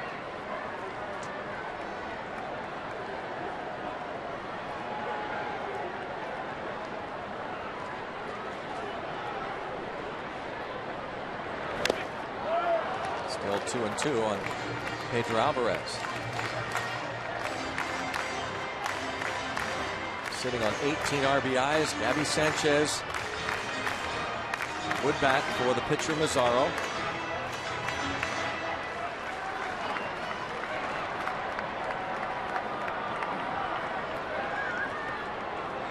As always, they try and work Pedro down and away. That's the spot that everyone tries to pitch it.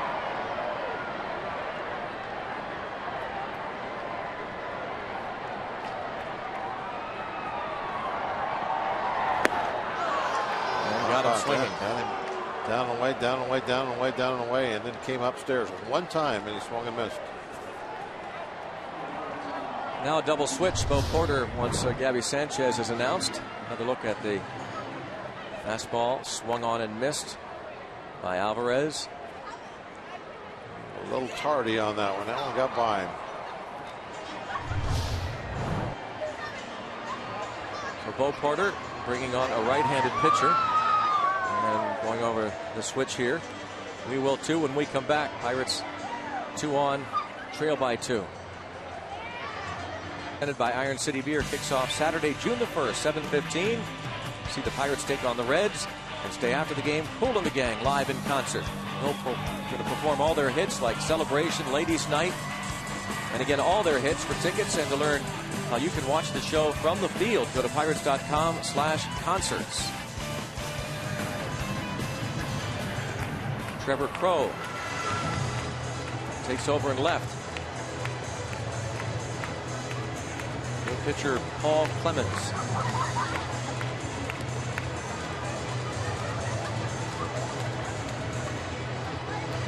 Not giving up any hits.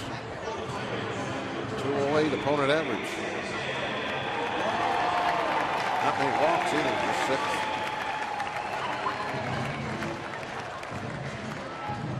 Need a big hit. I think we got the right guy up there too, Greg. I've been saying you get a different hero every night. This would be a great pick tonight. Gabby Sanchez comes up to pinch hit. He is 2 for 6 as a pinch hitter. 3 RBIs. And he's walked 3 times.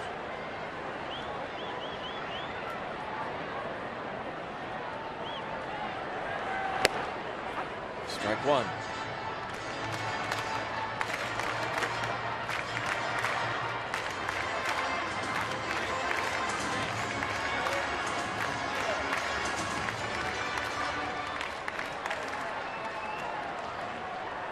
Walker at second base. Russell Martin at first. Bucks have gotten 1 thanks to the error on Carter.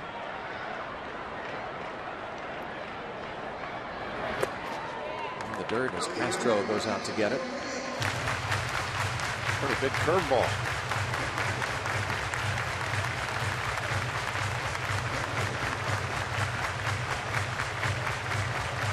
crowd really starting to get into it. It's a nice crowd tonight. Yeah, it is. Beautiful, beautiful evening. It's going to be a lot of fun this summer, Greg. Pirates playing excellent baseball. Summer's finally starting to arrive.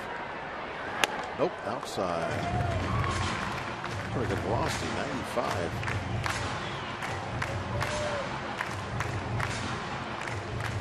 First of 3 with Houston. And then the Cubs in Tuesday, Wednesday, Thursday next week.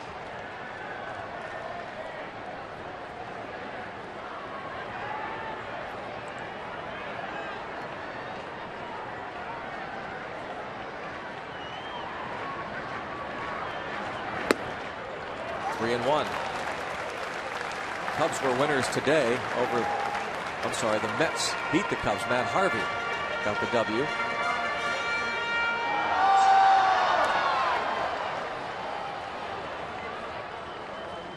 On deck is Jordy Mercer. Paul Clemens facing the pinch hitter Gabby Sanchez.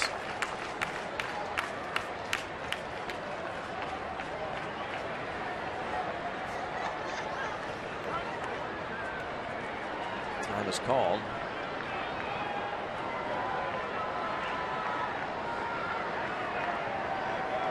Base hit will make this a 4-3 ball game.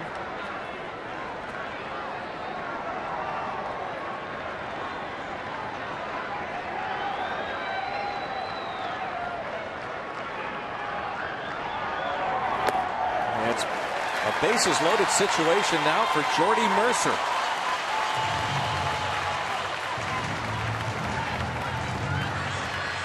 Four walks now for Gabby Sanchez in those pinch hitting situations. He really does know the strike zone well. He's going to make you come after him. Ball forward. Loads it up.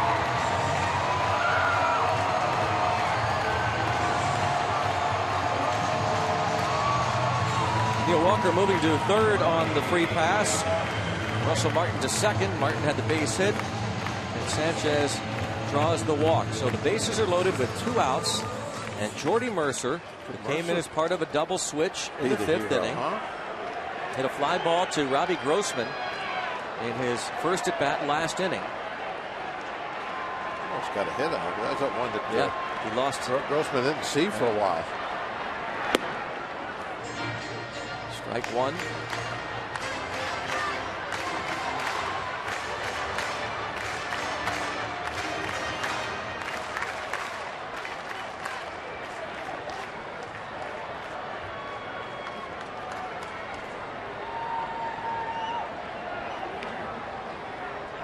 Time called.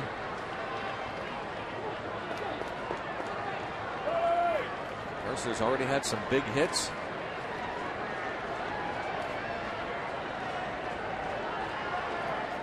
Last weekend had a 2-homer game against the New York Mets.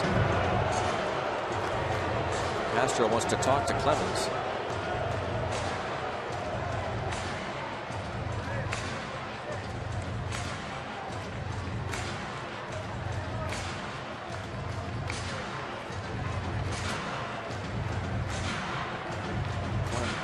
A little pacing there in the dugout. Wants to see Mercer come up with this big hit in a bad way. Just a single would most likely tie the game. 2 weeks ago, he had his first home run of the season right after he was called up to replace Neil Walker. Helped beat the Nationals here at PNC Park. Breaking ball misses. 1 ball, 1 strike on Mercer. And then there's a big breaking curveball coming through. Wesley Wright. Looking down the road at Travis Snyder, perhaps.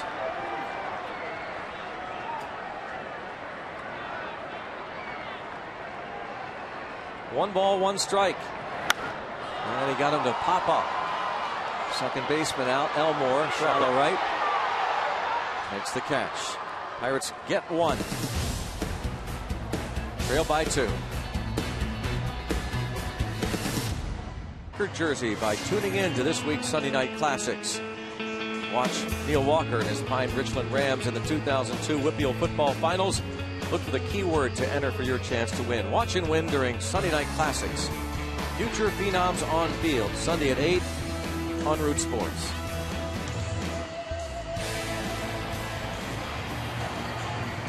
Neil Walker dropped down a punt, reached on a fielder's choice. He was stranded along with two other teammates. Pirates settled for one unearned run.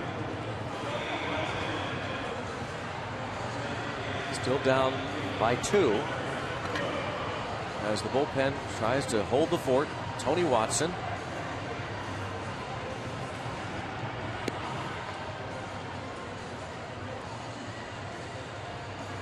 He'll face Trevor Crow to start the inning. A lot of kids out tonight.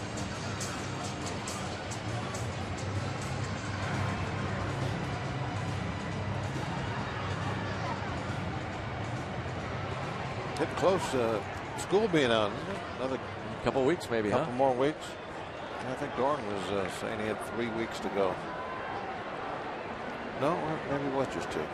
Doran Chuck, our radio engineer, who also was a teacher at Plum.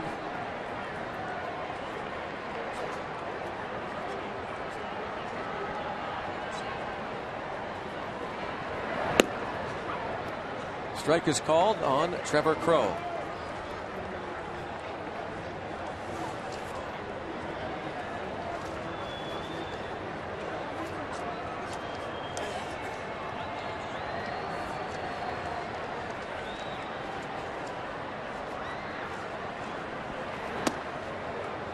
One ball, one strike.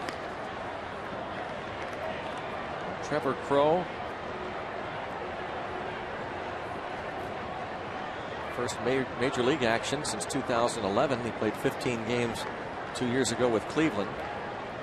Former first-round pick. Recently called up from AAA. 1 ball and 2 strikes on Trevor Crow. Oh, change-up action, Tony. But his bread and butter pitch is that fastball in to the guys that swing from the left side. There it is. Tough play. McCutcheon coming in, and he's not going to be able to make the catch. But they're going to get the out at second. Jordy Mercer went out, picked up the ball off the ground, and throws out Trevor Crow at second base. A good hustle by Crow, but he just didn't have time to pull it off.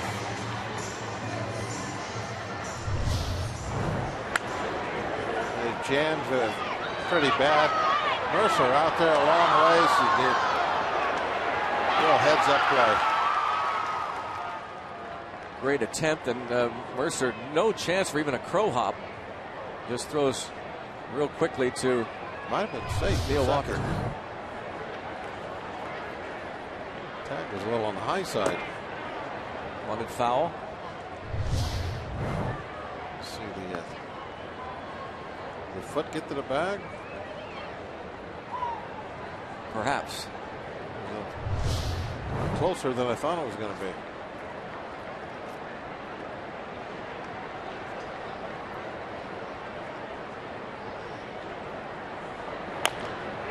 Tapper. Watson lets it go. Alvarez guns and gets. Grossman retired. Alvarez, I think you could hear him on the mic down there say, let it go. He was going to get it, and he did. Great decision. Excellent decision. I don't know if he was told or somebody was yelling at him or not, but he had no business getting that ball. That's Pedro's every time. 99% of the time, let your third baseman get that ball. There's not too many situations where you're better off going and making that play yourself. I thought I heard the mic down there pick up maybe him saying, let's listen.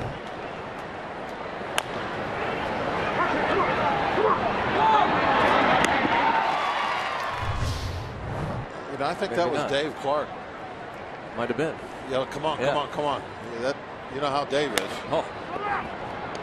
Should be an easy inning for Tony Watson. It is.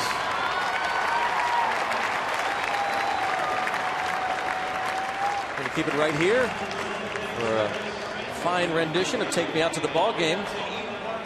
Great crowd on hand. Bucks trail by 2. 7th inning stretch time here at PNC Park. Take me out to the ball game. Pirates hanging tough up at the top, just 2.5 games back in 3rd place. Be nice to win this one tonight. Cincinnati and the Phillies tied at 3 in Philadelphia. St. Louis with a big lead over Milwaukee, though, 6-0. Got some work to be done.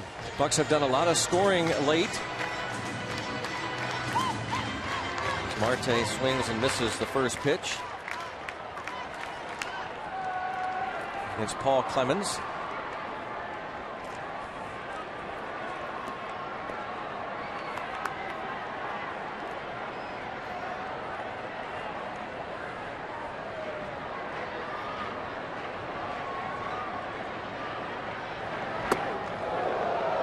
High and tight.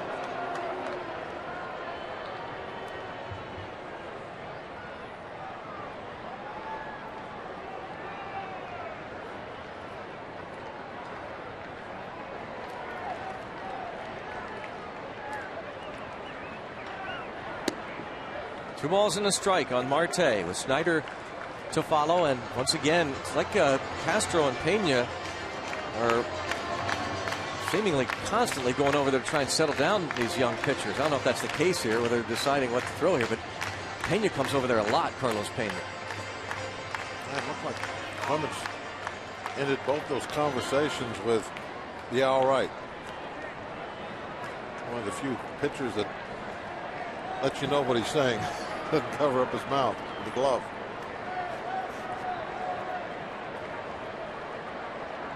Kind of like how I answer you a lot. Yeah, all right.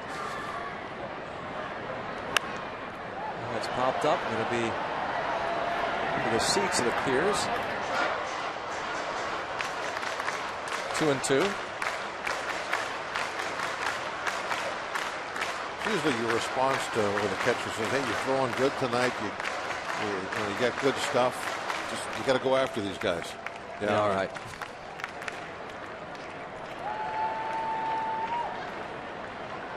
Clemens came on and walked the pinch hitter Gabby Sanchez, but got Jordy Mercer to pop out with the bases loaded.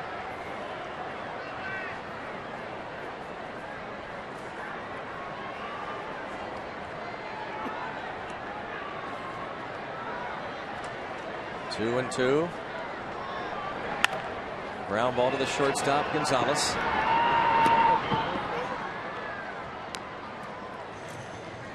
Travis Snyder comes to the plate.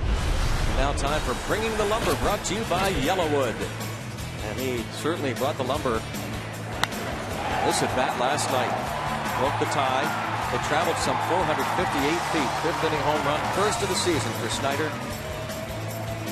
I got a question, Greg. Has there ever been a baseball hitting the river closer to the boathouse than that one? You asked that off the air earlier. So. I don't think so. That's got to be the furthest toward the bridge that's ever made the water. That one just crawling in. You could barely see it, but it did make it across. Well, if you were watching the telecast last night, you'd been able to see it thanks to the great telescreen that Steve blasted last night. It was right there. That was about what he did, yep. Steve made it easy for you to see. Yeah, he did. He pointed it out. Yeah. That was a bomb, though. Wow, way out there. That it had to fight through those trees to get down into the water. I mean, that ball just would not be denied. Sharply hit, but right at second. And 2 outs.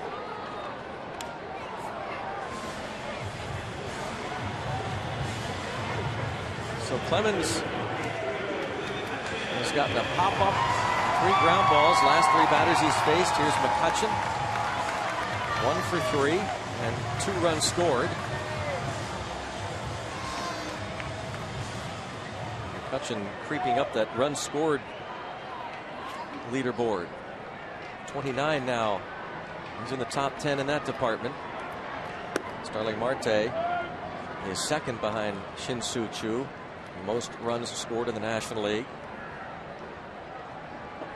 And McCutchen is also in the top 10 of the hardest to fan in the National League. He's not striking out much at all this season. 1 ball and 1 strike.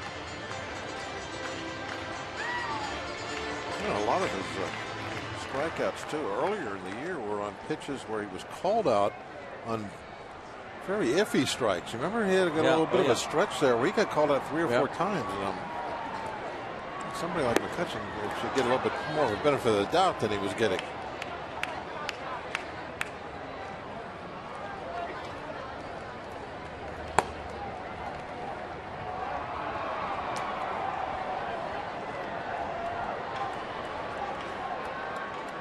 Keep it down and away.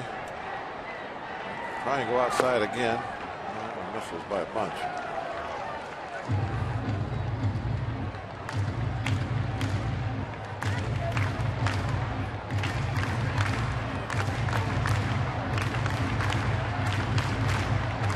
Have to figure that this would be the last batter Clemens faces, regardless. Garrett Jones on deck.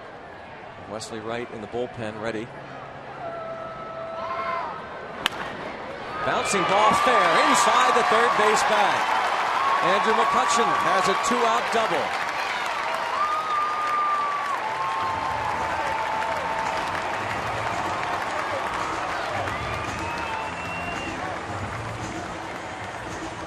All right, Garrett. Have to face the lefty, you would think. Right down the middle with that fastball. Couldn't get that one outside.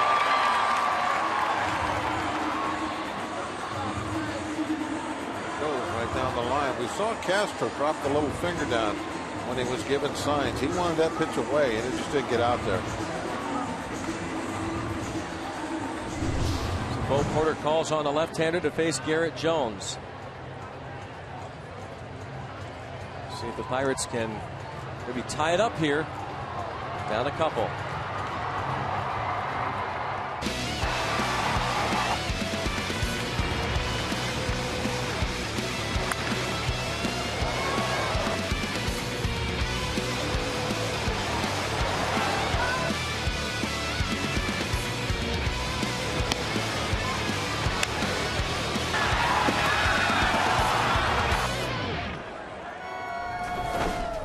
Two-ball game, bottom of the 7th inning.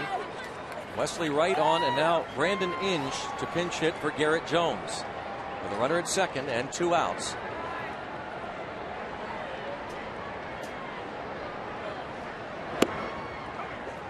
Inge takes strike 1. He's 2 for 6 as a pinch hitter. 21st appearance for Wesley Wright.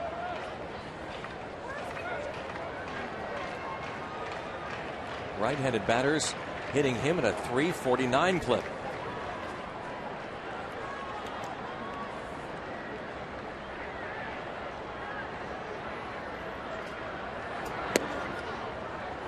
One ball, 1 strike. Inge has never faced Wright in the past. Jones was 0 for 7 previously against Wesley Wright. Good career numbers off the bench for Brandon Inge. Limited action. 1 ball, 1 strike.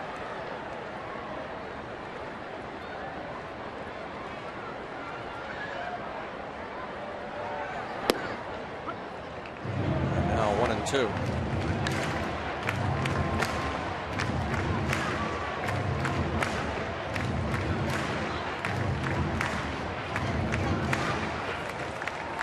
Inge hits for Jones with 2 outs. Bucks down 2 in the 7th. This Grossman's playing no doubles in center field, huh? Wow. Oh, man. Going on a conversation with the bullpen apparently. He is way out there.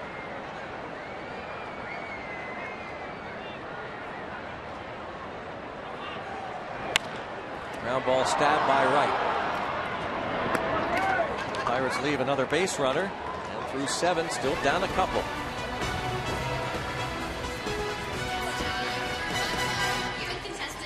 Interleague Series, game 1 tonight, and Houston leads it 4-2 onto the 8th. 29,743 paid attendance for game 1. Love you, Mom. Happy birthday. All right, happy birthday. Happy birthday to you and Munho, Mom. I love you. Brandon Inge stays in the game to play first base.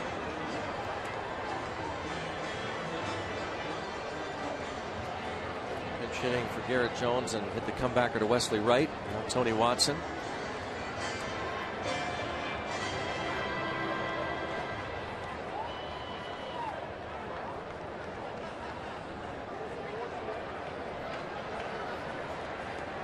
Jason Castro has hit a sacrifice fly, lined to third, and walked.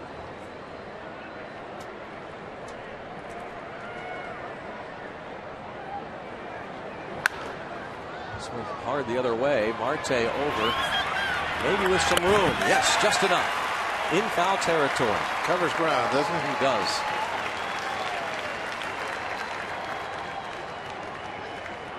He covers all the ground from the leather to the padding. This time he goes to the padding.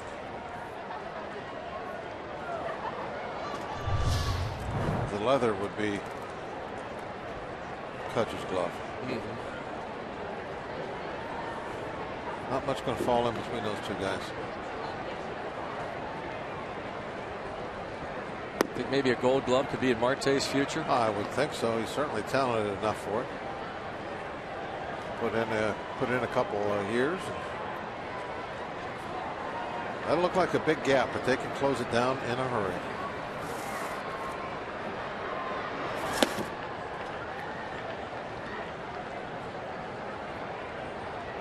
Marte played a lot of center field in the minors, but we've talked about this a lot. Found out in a hurry you need essentially 2 center fielders to patrol left and center here in this ballpark.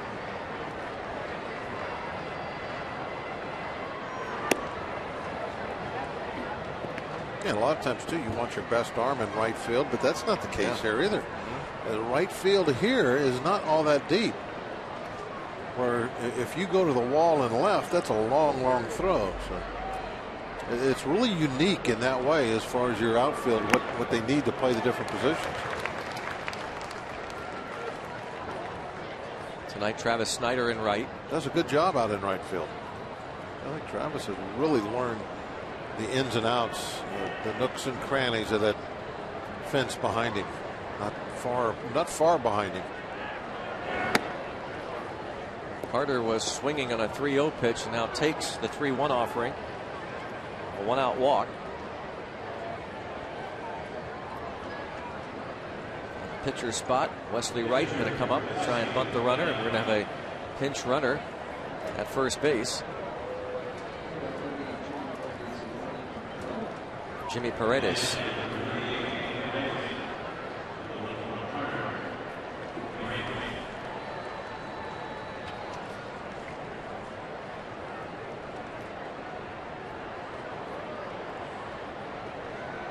Wesley Wright.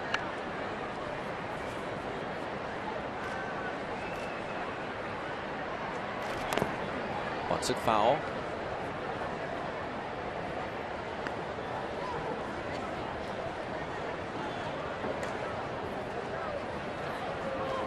Not a lot of at-bats for this reliever, but dropped out a sacrifice bunt back in May of last year. When they put a fast guy in at first base for you, it makes it a little bit easier. Pedro's in tight. Plenty of room on the right side of the field to bunt the ball. For this batter who's hitting from the left side.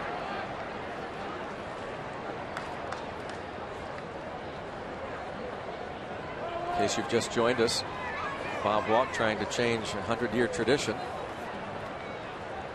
So we're going to go along with it, and I hope the rest of our colleagues throughout Major League Baseball will do the same. Let's get it right. I mean, let's get it correct.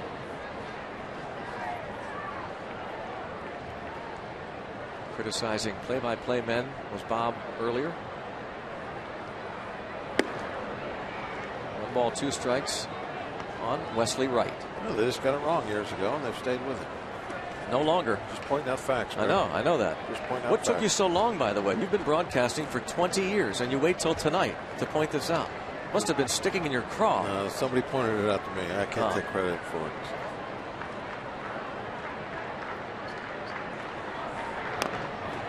A foul ball. A strikeout. Whoa! Did you see how close that came to Tony? Boy. Russell Martin says, wow. He almost wore that one. He wasn't expecting. Man. He wasn't expecting Tony to come up firing. And Martin almost pulled a Ryan Doman. Watch Watson's hat. Sheesh. Maybe it wasn't quite as close as I thought it was, but it definitely got Tony's attention as he probably heard it whiz by. Well, and again, you can see Martin. Mouth. Wow. Threw one like that the other day. AJ just cut it off. Yeah, that's right. Who was the pitcher that Doman picked off?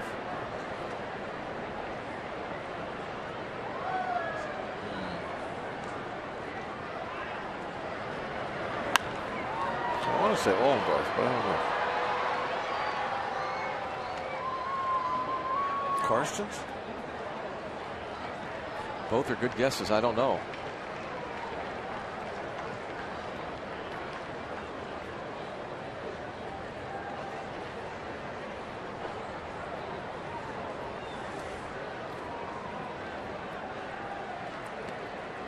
About 5 years ago, maybe. Not a good guess. Carlos Pena.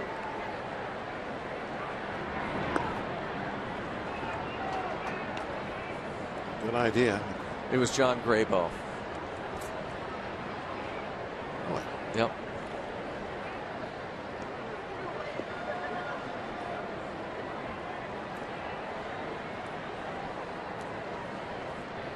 No 1-1 on Carlos Pena. That makes sense. Lefty would fall off to the left side of the mound. Yep.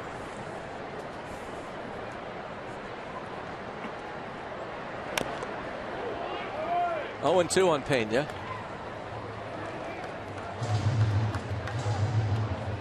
Pena tonight, a couple of ground ball outs and a walk. Tony Watson pitched a scoreless 7th inning. Vin Mazzaro went 1 1/3. The starter Jeanmar Gomez gave up 4 runs, 3 of them earned in 4 2/3 innings. A 3 spot in the 5th. Pirates scored an unearned run in the bottom of the 6th. They've got 2 more shots at these Astros. Houston has lost 16 of its last 20. They're just 5-14 on the road away from Minute Maid Park.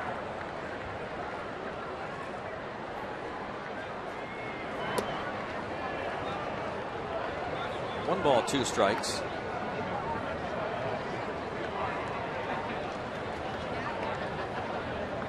The Astros have been outscored 50-26.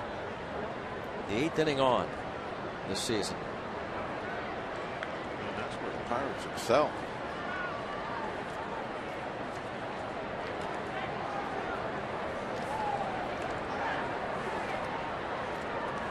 Pirates have outscored opponents 42-24 the 8th inning on. Now Pena goes the other way on a 1-2 pitch.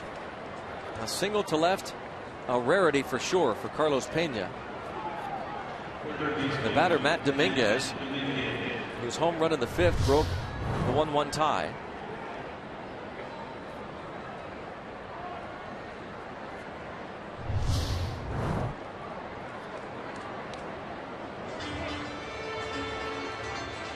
Pena, base hit to left. Dave Clark, former Pirate. I think it was Dave earlier. Remember when we were listening for a voice? Dave has about as big a booming voice as you will hear, and I think that was his voice that the field mic was picking up as he was urging his runner on. Talking about somebody that beat that ball out. Great energy and enthusiasm. Great baseball man. Handful of years as third base coach for the Astros. Brief stint as interim manager. Now the runner breaks from second for third, and the ball fouled back up against the screen. Paredes took off for third.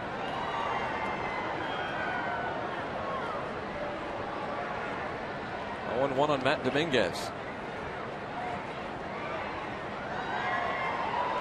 That's a smart move on his part, but he needs Pena to follow him. And that's the whole purpose of that, is get 2 guys in scoring position instead of 1.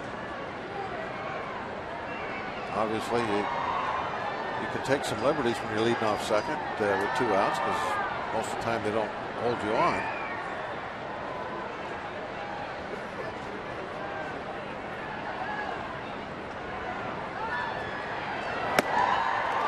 Fastball upstairs, 94, 0-2 on Dominguez.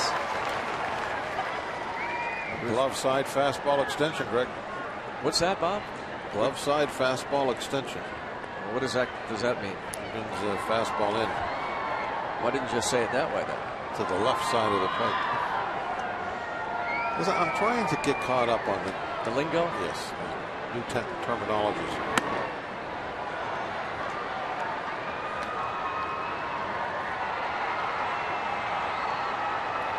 Fastball, glove side extension. No. You got me thinking that. No, it's extension fastball to the glove side. No, it's glove side extension fastball. That's what it is. That's a spin move there. They haven't changed that one.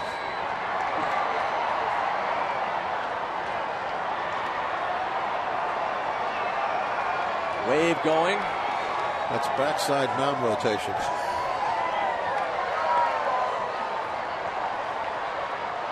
That's very good.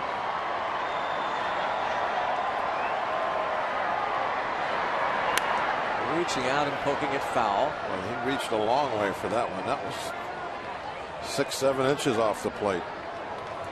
Well into the left-hand hitter's batter's box. Watch how far this one is outside. Look at that.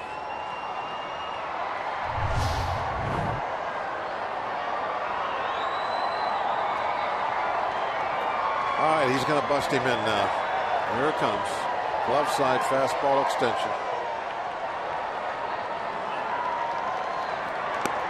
Oh, didn't get it in there, but that's where Russell wanted it. Saw him slide in. Martin wanted a gun down somewhere. Look how much energy he is. He's hopping like a bunny. Yeah, he's caught 8 innings of baseball, hitting and running the bases and stuff, and right there, just out of frustration, not able to make a throw. What's this bunny hop? You can't I love watching him play. He's so full of energy. It's not like he's a 23, 24-year-old either. Been around a little while. Still 2-2 on Dominguez as Watson trying to find a way to put him away and keep this a 2-run deficit.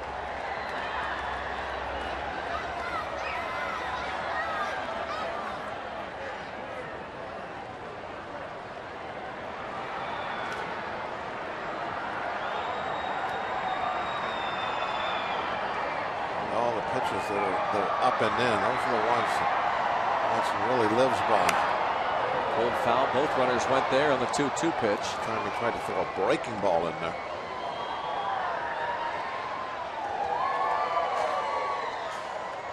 It doesn't do you a lot of good to steal third in that situation unless you can drag that trail runner with you. And then you're set up second and third. Single scores 2. Because nobody's holding the guy on at first, so he can get a great jump and easily steal second base. I don't know why more teams don't pull the double steal in these 2-out situations, because most of the time nobody's getting held on. Most of the time. Ball does not stick in Martin's mitt. Stays 2-2. And foul tip.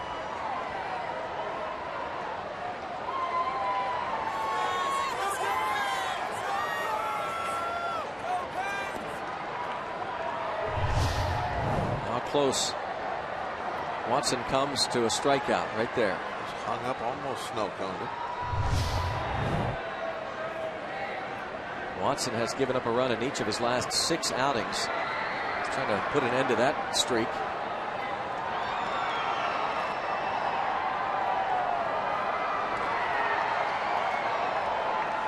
Back mound reverse rotation.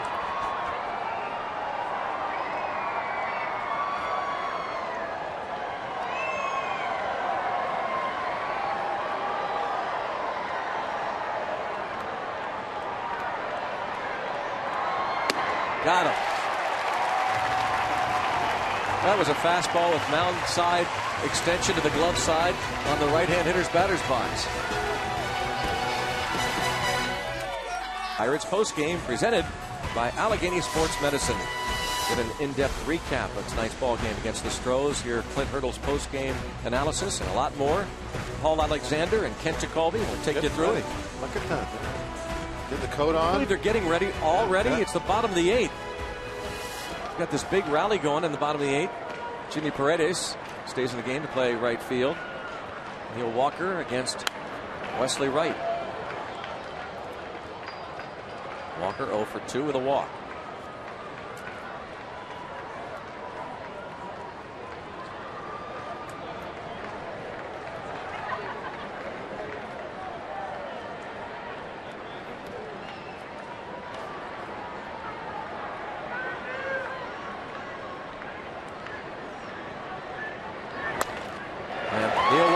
Batting from the right side, a base hit to start things off here in the bottom of the 8th.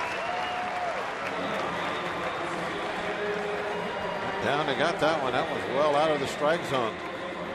Soft breaking ball. Golfed it in the left field. Nice job.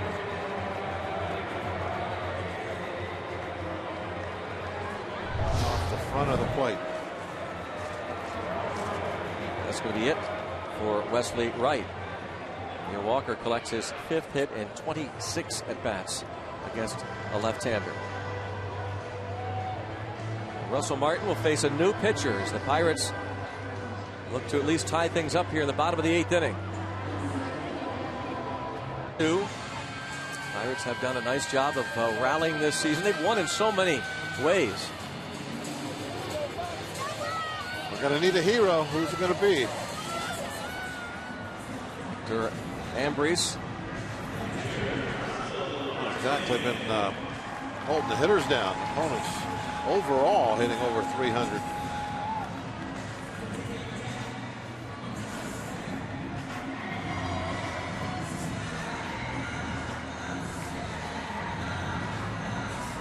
Bo Porter calls on Ambriz to face Martin, but then you've got Alvarez next. So his decision was to have Ambriz face Alvarez rather than Wright facing Martin.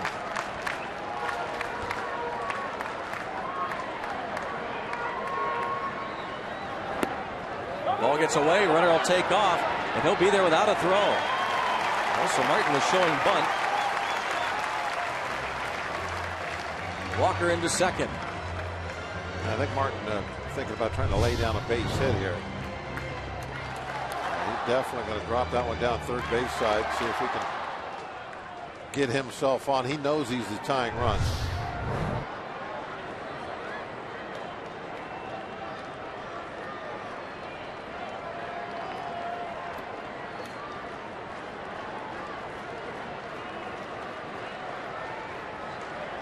Still got a little room on that third base side if he wants to try it again. Not as much as he had on that first pitch. 2-0. Wild pitch has Neil Walker at second base.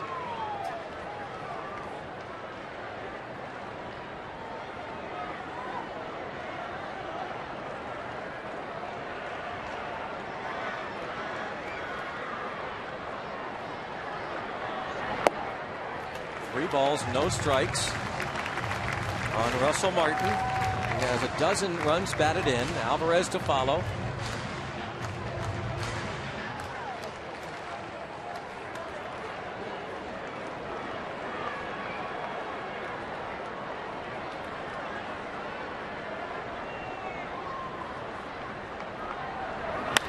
Swinging on the 3-0 pitch toward left center field. Grossman over and makes the catch. Walker tags and goes to third.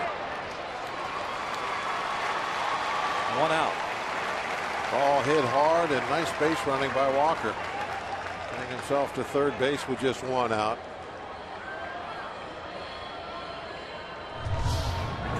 Here's that ball again. And hit pretty good. As soon as Walker realizes, okay, he's going to probably catch that, gets back to the base, is able to move up.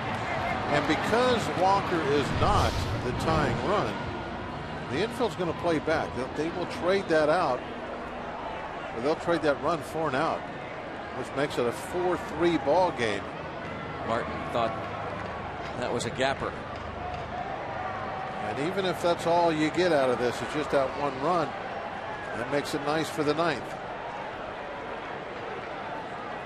Got to get Walker home for sure. That'll do it! That'll do it! Clear the deck! Cannonball coming! Look out, Allegheny River! There she goes! We're tied as the big bull just blasted home run number 7. A titanic shot floating in the Allegheny. An absolute missile. Man alive. What a rip. Look how far that ball took. One bounce off the Riverwalk and made it a good 30, 40 feet out into the water. What a shot. Oh. He hits so many like this during batting practice all the time. Every day just rockets over those stands. Boy, he has lit up this crowd.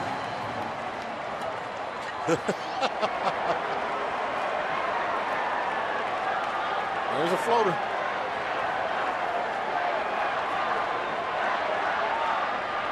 Wow. Absolutely unbelievable. Man. Oh, look at Pedro. Oh, look at that pretty swing. Everything into it. Yeah, that'll get Walker home. 4-4 ball game. And a Tabata ground ball to Dominguez. Take another look. McHenry the hug. This is the splash cam angle.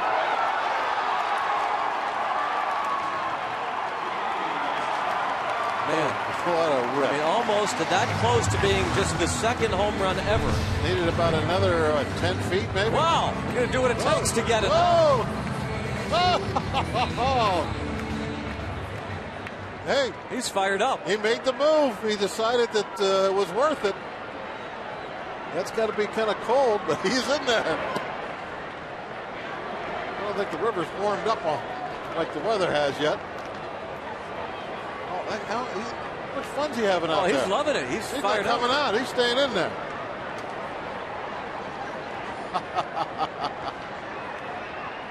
Yeah, baby. Yes, sir. Victory.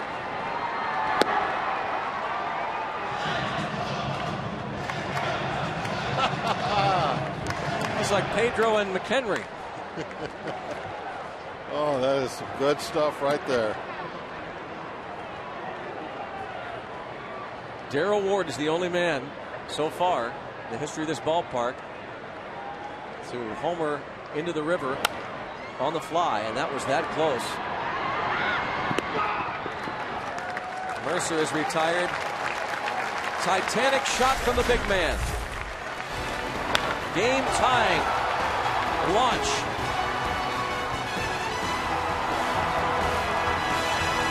A home run estimated some 462 feet, tied for the 10th longest in the history of PNC Park. Justin Wilson takes over. Justin has been awesome this year. Perfect 3-0 record with that nice 1.46 ERA. Craig, you know what they say here along the Allegheny River? What's that? When the weather warms up, the baseballs go swimming. That's the old adage. That's it.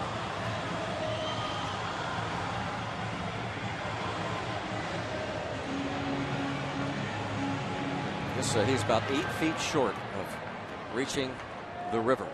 He'll do it multiple times before it's all said and done. Talking about on the fly. Yep. Darrell Ward did it in 2002. Might end up with about a dozen of those he just hit. And that one cleared the bank. That down on the sidewalk down there on the fly and bounced in.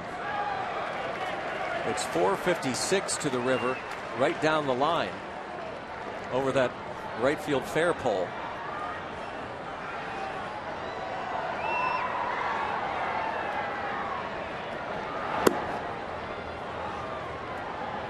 ball, 1 strike on Marwin Gonzalez.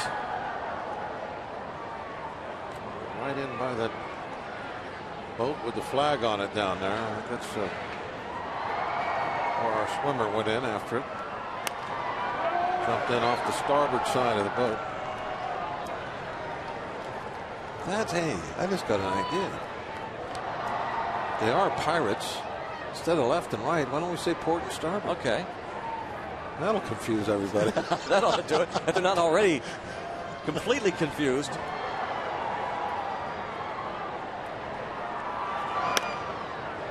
Second baseman Walker charges. 1 out. Twitter sphere all over the place with these tweets coming in. #BucksBooth. Pedro absolutely launched that ball. 1 hop into the river. El Toro strikes again. Clear the deck. Cannonball coming. The Allegheny River is under attack.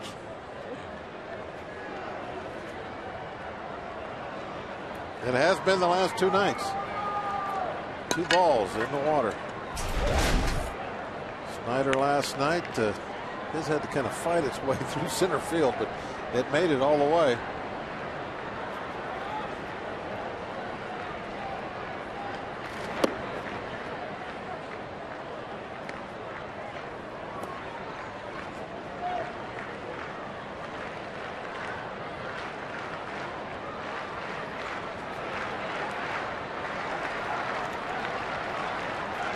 Trevor Crow.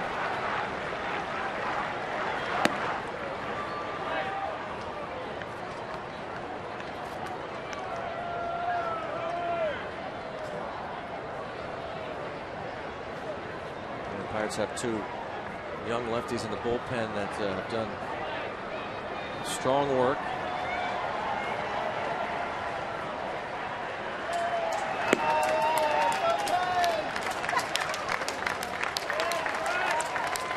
Two and 1 on Crow. Single to start the 7th. His first and only at bat so far. 2-1, 1 away. 2-2. Watson goes 2 scoreless. Gives up a couple of hits, a walk, couple of strikeouts.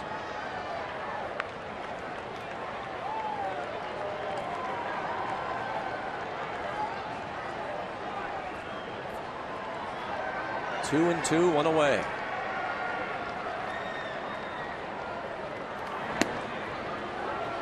Full count.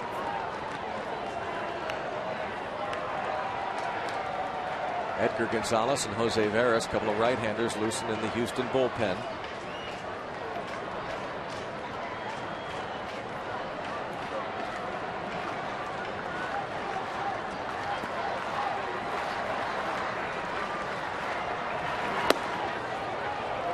Oh, Russell Martin got up and was ready to gun it down to third base. Instead, it was called ball 4. Looked like it was on the corner.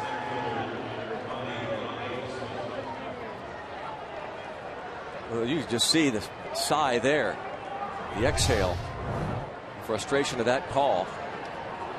And Martin has a case. Pretty good pitch. He's saying something there. Robbie Grossman batting now right-handed.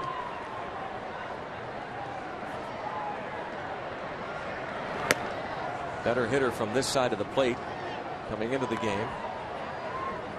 316 as a righty, 169 from the left side.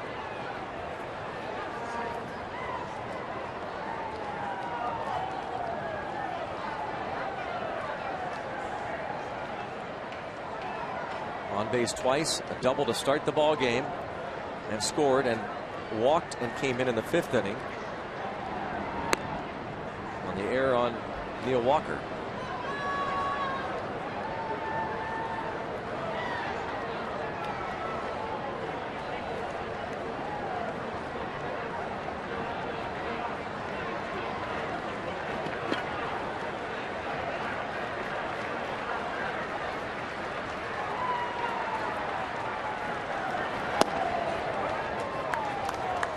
ball and a strike.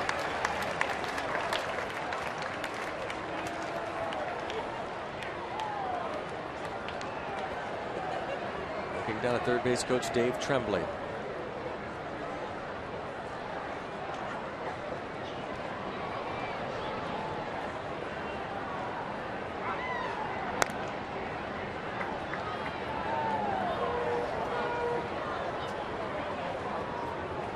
Jeanmar Gomez went 4 2/3, gave up 4 runs, 3 earned. Then Mazzaro went 1 1/3, got the last out of the 5th, a strikeout.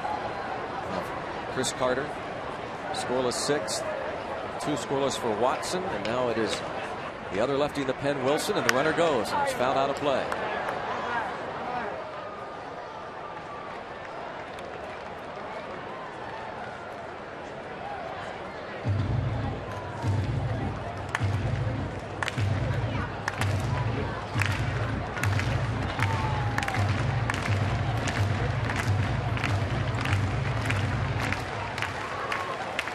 Grossman, former 6th round pick of the Pirates, 2008.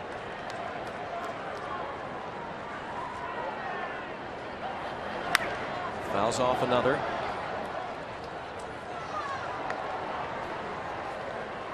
'11 minor league player of the year in the Pirates organization, and became the first minor leaguer since Nick Swisher in 2004 to score at least 100 runs and walk at least 100 times. In 2011. The Bradenton Marauders scored 127 runs, walked 104 times.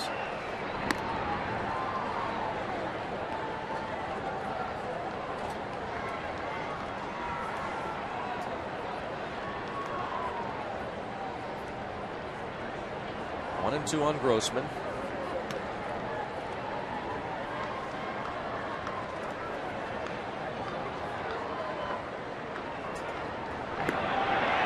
Got him picked off, and they get the out.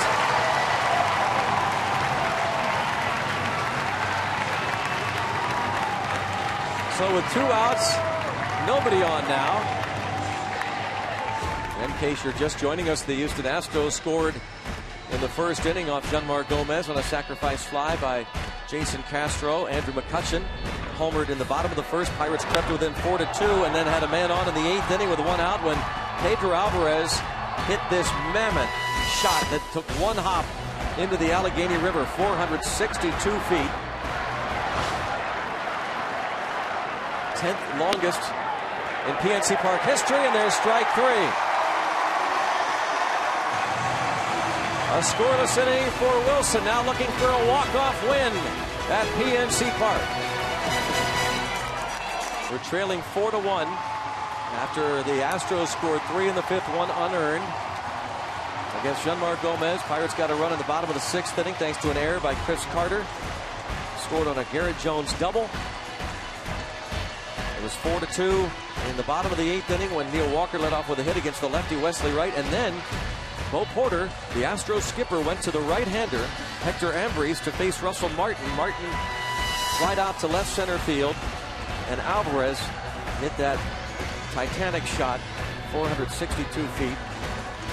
McCutcheons was no cheapie in the first inning. Tied the game 437 feet into the Pirates bullpen. Now trying to walk off with a W for the 2nd time in the last few games. Pirates had the 12-inning walk-off win on Tuesday night against the Brewers. Yeah, it doesn't really mean anything, right? But I just thought about when talking about McCutcheon's home run. How was allowed the distance in the last 3 home runs here? It's amazing. I know. What is it? 450 something right. Last night, 430, and then this massive 460 blast. No cheapies. One of the great things about this ballpark, one of the many great things, is that if somebody does get a hold of them, you can really see how far they go. I'm not going to hit anything on the way out.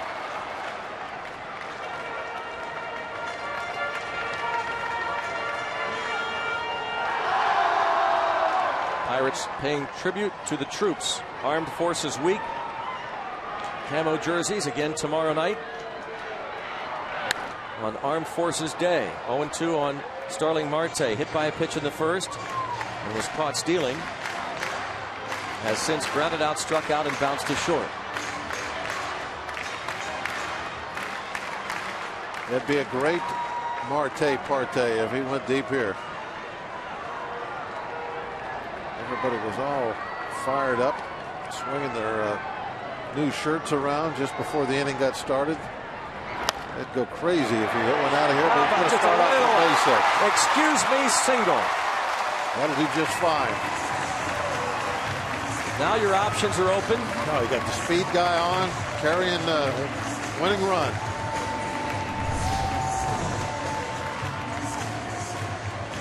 Just look at it. The bat just stopped dead right at the front of the plate. If he would have let that bat go through just a little bit further, it would have been a little fly ball right. He stopped it exact perfect time. Couldn't have played it better.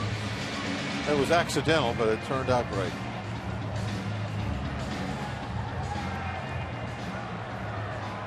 Edgar Gonzalez, the new pitcher. Now the winning run aboard. And how do they play it with Travis Snider? Do they bunt him? Astros are thinking that way. Yep.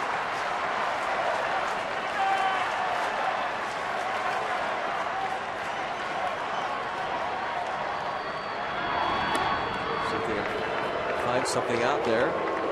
Yeah, they're looking at the bat that Snyder's got in his hand right now during that pickoff move. They wanted to see if Travis was running his hand up the bat, giving away the fact that he might be bunting.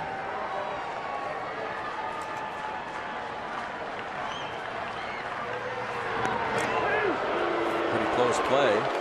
Travis, I was watching that time. He gave away nothing. We still don't know what he's doing.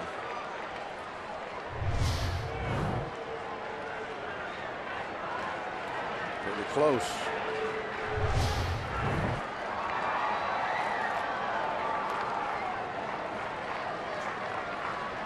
Travis wants to go through the signs again.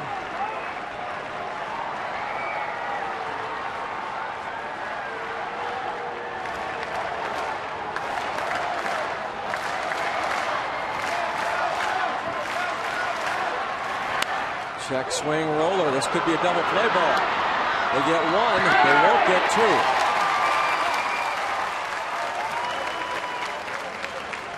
A one check swing single.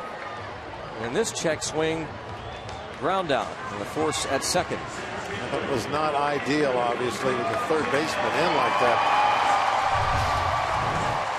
Surprised they didn't get two.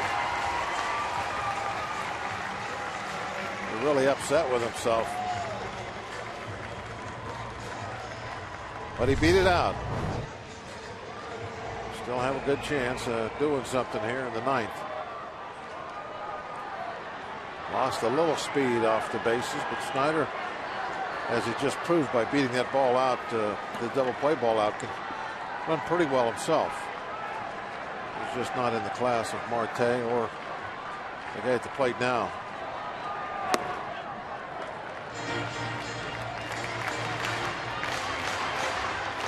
The outfield's back now. If they get any deeper, they're going to be standing on the dirt. Look at that. A lot of room for a single, but awfully tough to get an extra base hit. Unless you put it over the fence. Line drive to right field, a base hit. That'll get Snyder to third. It's first and third as McCutchen rips one into right field. It's his third hit of the night. He's homered, doubled, singled, and he moves the potential winning run to third base 90 feet away. With just one out. Now it's decision time for the Astros. How are they going to play this?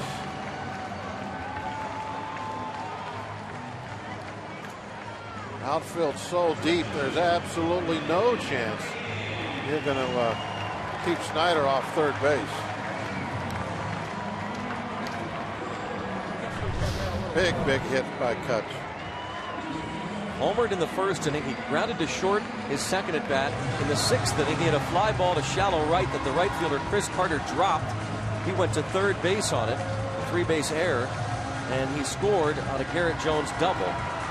He himself doubled with 2 outs in the seventh, and here, his third hit of the night moves Snyder to third. The batter Brandon Inge, who was a pinch hitter in the seventh, and bounced back to the mound. Faces the veteran Edgar Gonzalez, and Bo Porter going over strategy here. Neil Walker on deck.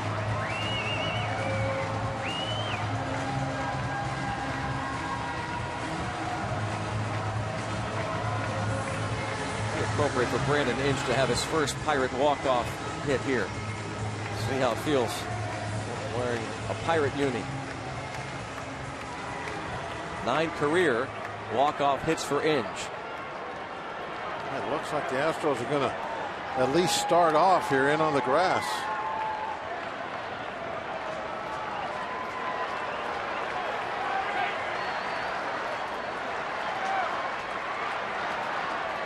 So they're not going to hold on to McCutchen either. How about that? Can take second base. They're not going to hold him on. He's not going.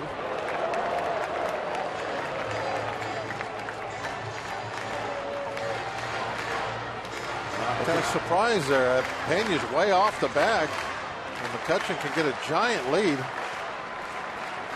I mean, he can go as far as Pena.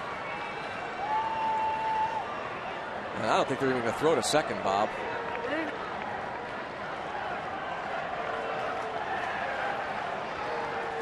They would just walk Inge intentionally if he takes second. Then you got one of the better hitters with the bases loaded in Neil Walker. Yeah, he has great numbers with the bases loaded. He's not going.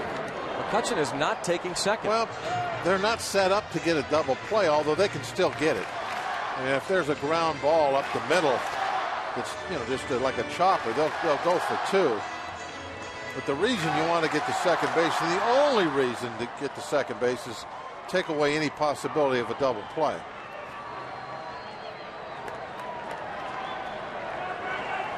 First and third. 1 out.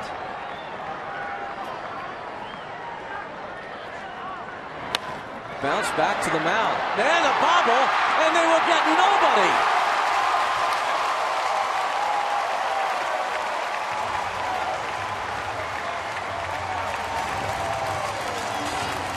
Panic set in.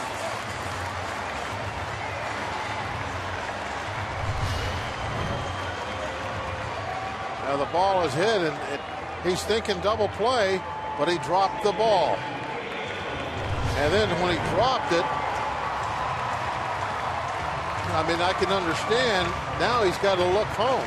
But he still, even after he looked and saw that Snyder wasn't going home, he still could have got the out at first. But his first thought was to go for a double play. So here he is, Neil Walker. He loves the bases loaded. This is interesting. And now they're going to go back and play double play depth. If they were doing this with Inge was up, they probably would have been out of the inning. 2 career grannies and a lifetime batting average of 500 with the bases loaded.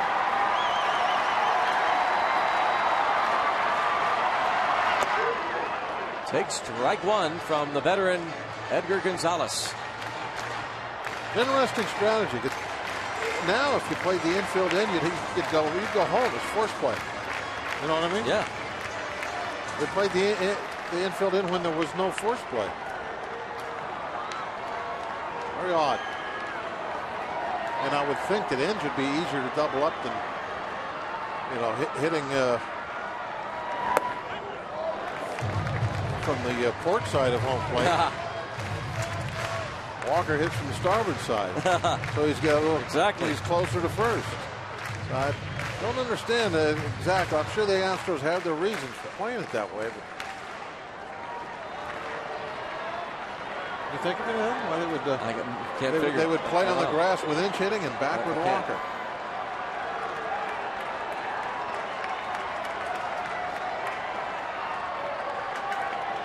One ball, one strike.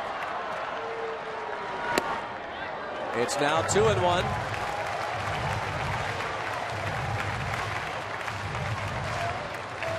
Second year with these Astros for Edgar Gonzalez. Several years with the Diamondbacks. 30-year-old from Monterrey, Mexico.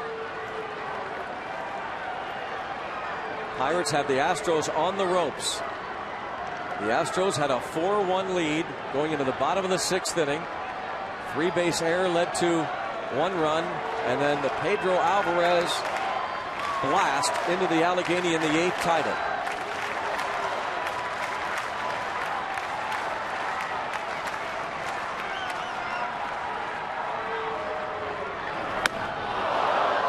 Two and two.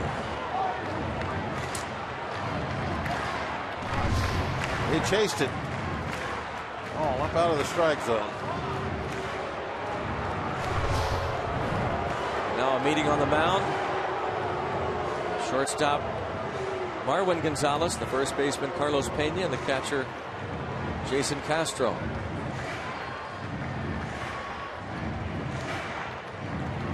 The Alvarez home run, his 7th. Tied it last inning.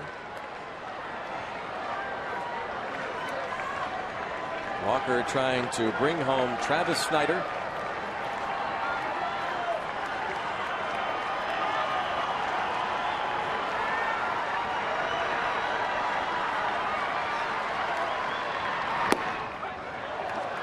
Struck him out looking. Walker knew it.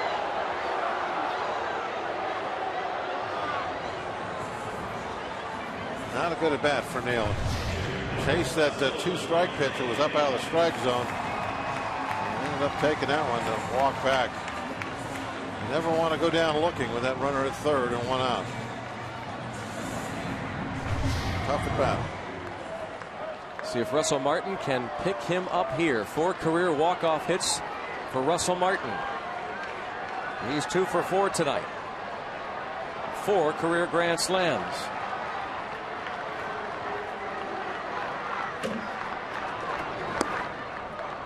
He takes ball 1. Well, that's what this team has been about all year, Greg. Guys picking each other up. It wouldn't surprise me at all. Russell Martin steps up there right now and says, "Don't worry about it, Neal. I'm going to get the base hit and win this one." He is 4 for 10 lifetime against this pitcher. The Phillies beat the Reds. Pirates could move into a tie for second in the Central. The Brewers are rallying against the Cardinals.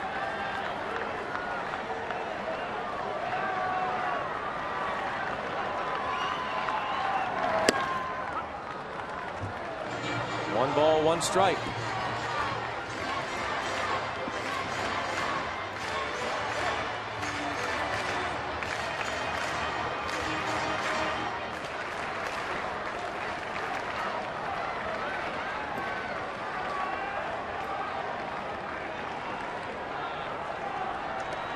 Russell Martin had a walk-off grand slam against the Pirates when he was with the Dodgers. 2-1. Take a 3-hopper through the infield right now. Anything. Swinging bunt. Or a grand slam. Just get Snyder home. Any way you can. Take a wild pitch. Any way you can.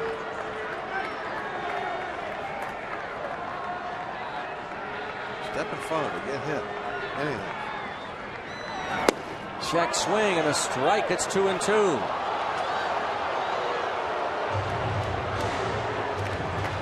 Boy, Michael McHenry none too pleased, huh? Got one left.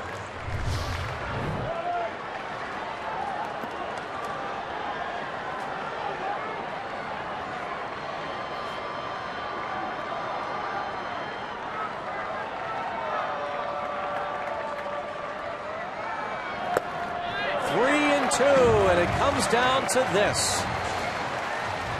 Russell Martin, count of 3-2. Edgar Gonzalez, no place to put him, and now everybody stands. Almost 30,000 at PNC Park watching their Pirates rally again.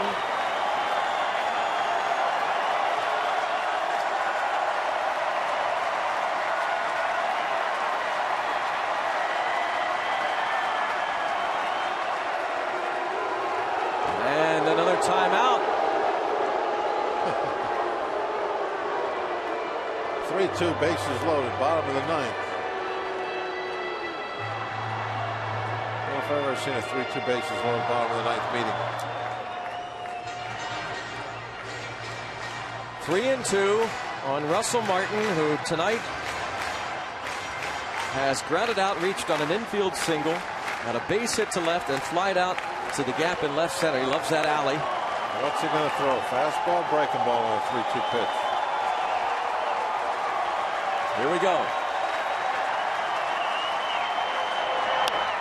And a fly ball. Looks like we're going extra innings. Oh no, the Pirates win it! The Bucks win it! They drop the ball in the collision in the outfield. The Buccos win it, walk it off, 5-4. How about that? Raise the Jolly Roger any way you can.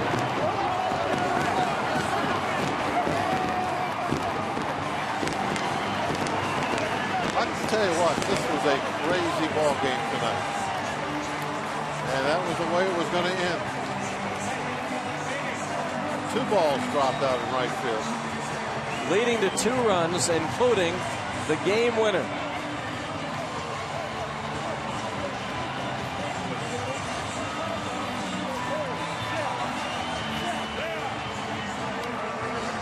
Another look. Well, we said it, any way you can. You can see it happening right about now.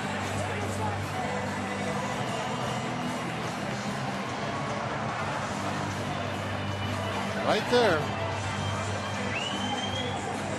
Collision between Paredes and the second baseman Elmore. Nobody was given ground. The crowd reacts. Look at that. Look at the dugout. They're winning in all kinds of ways.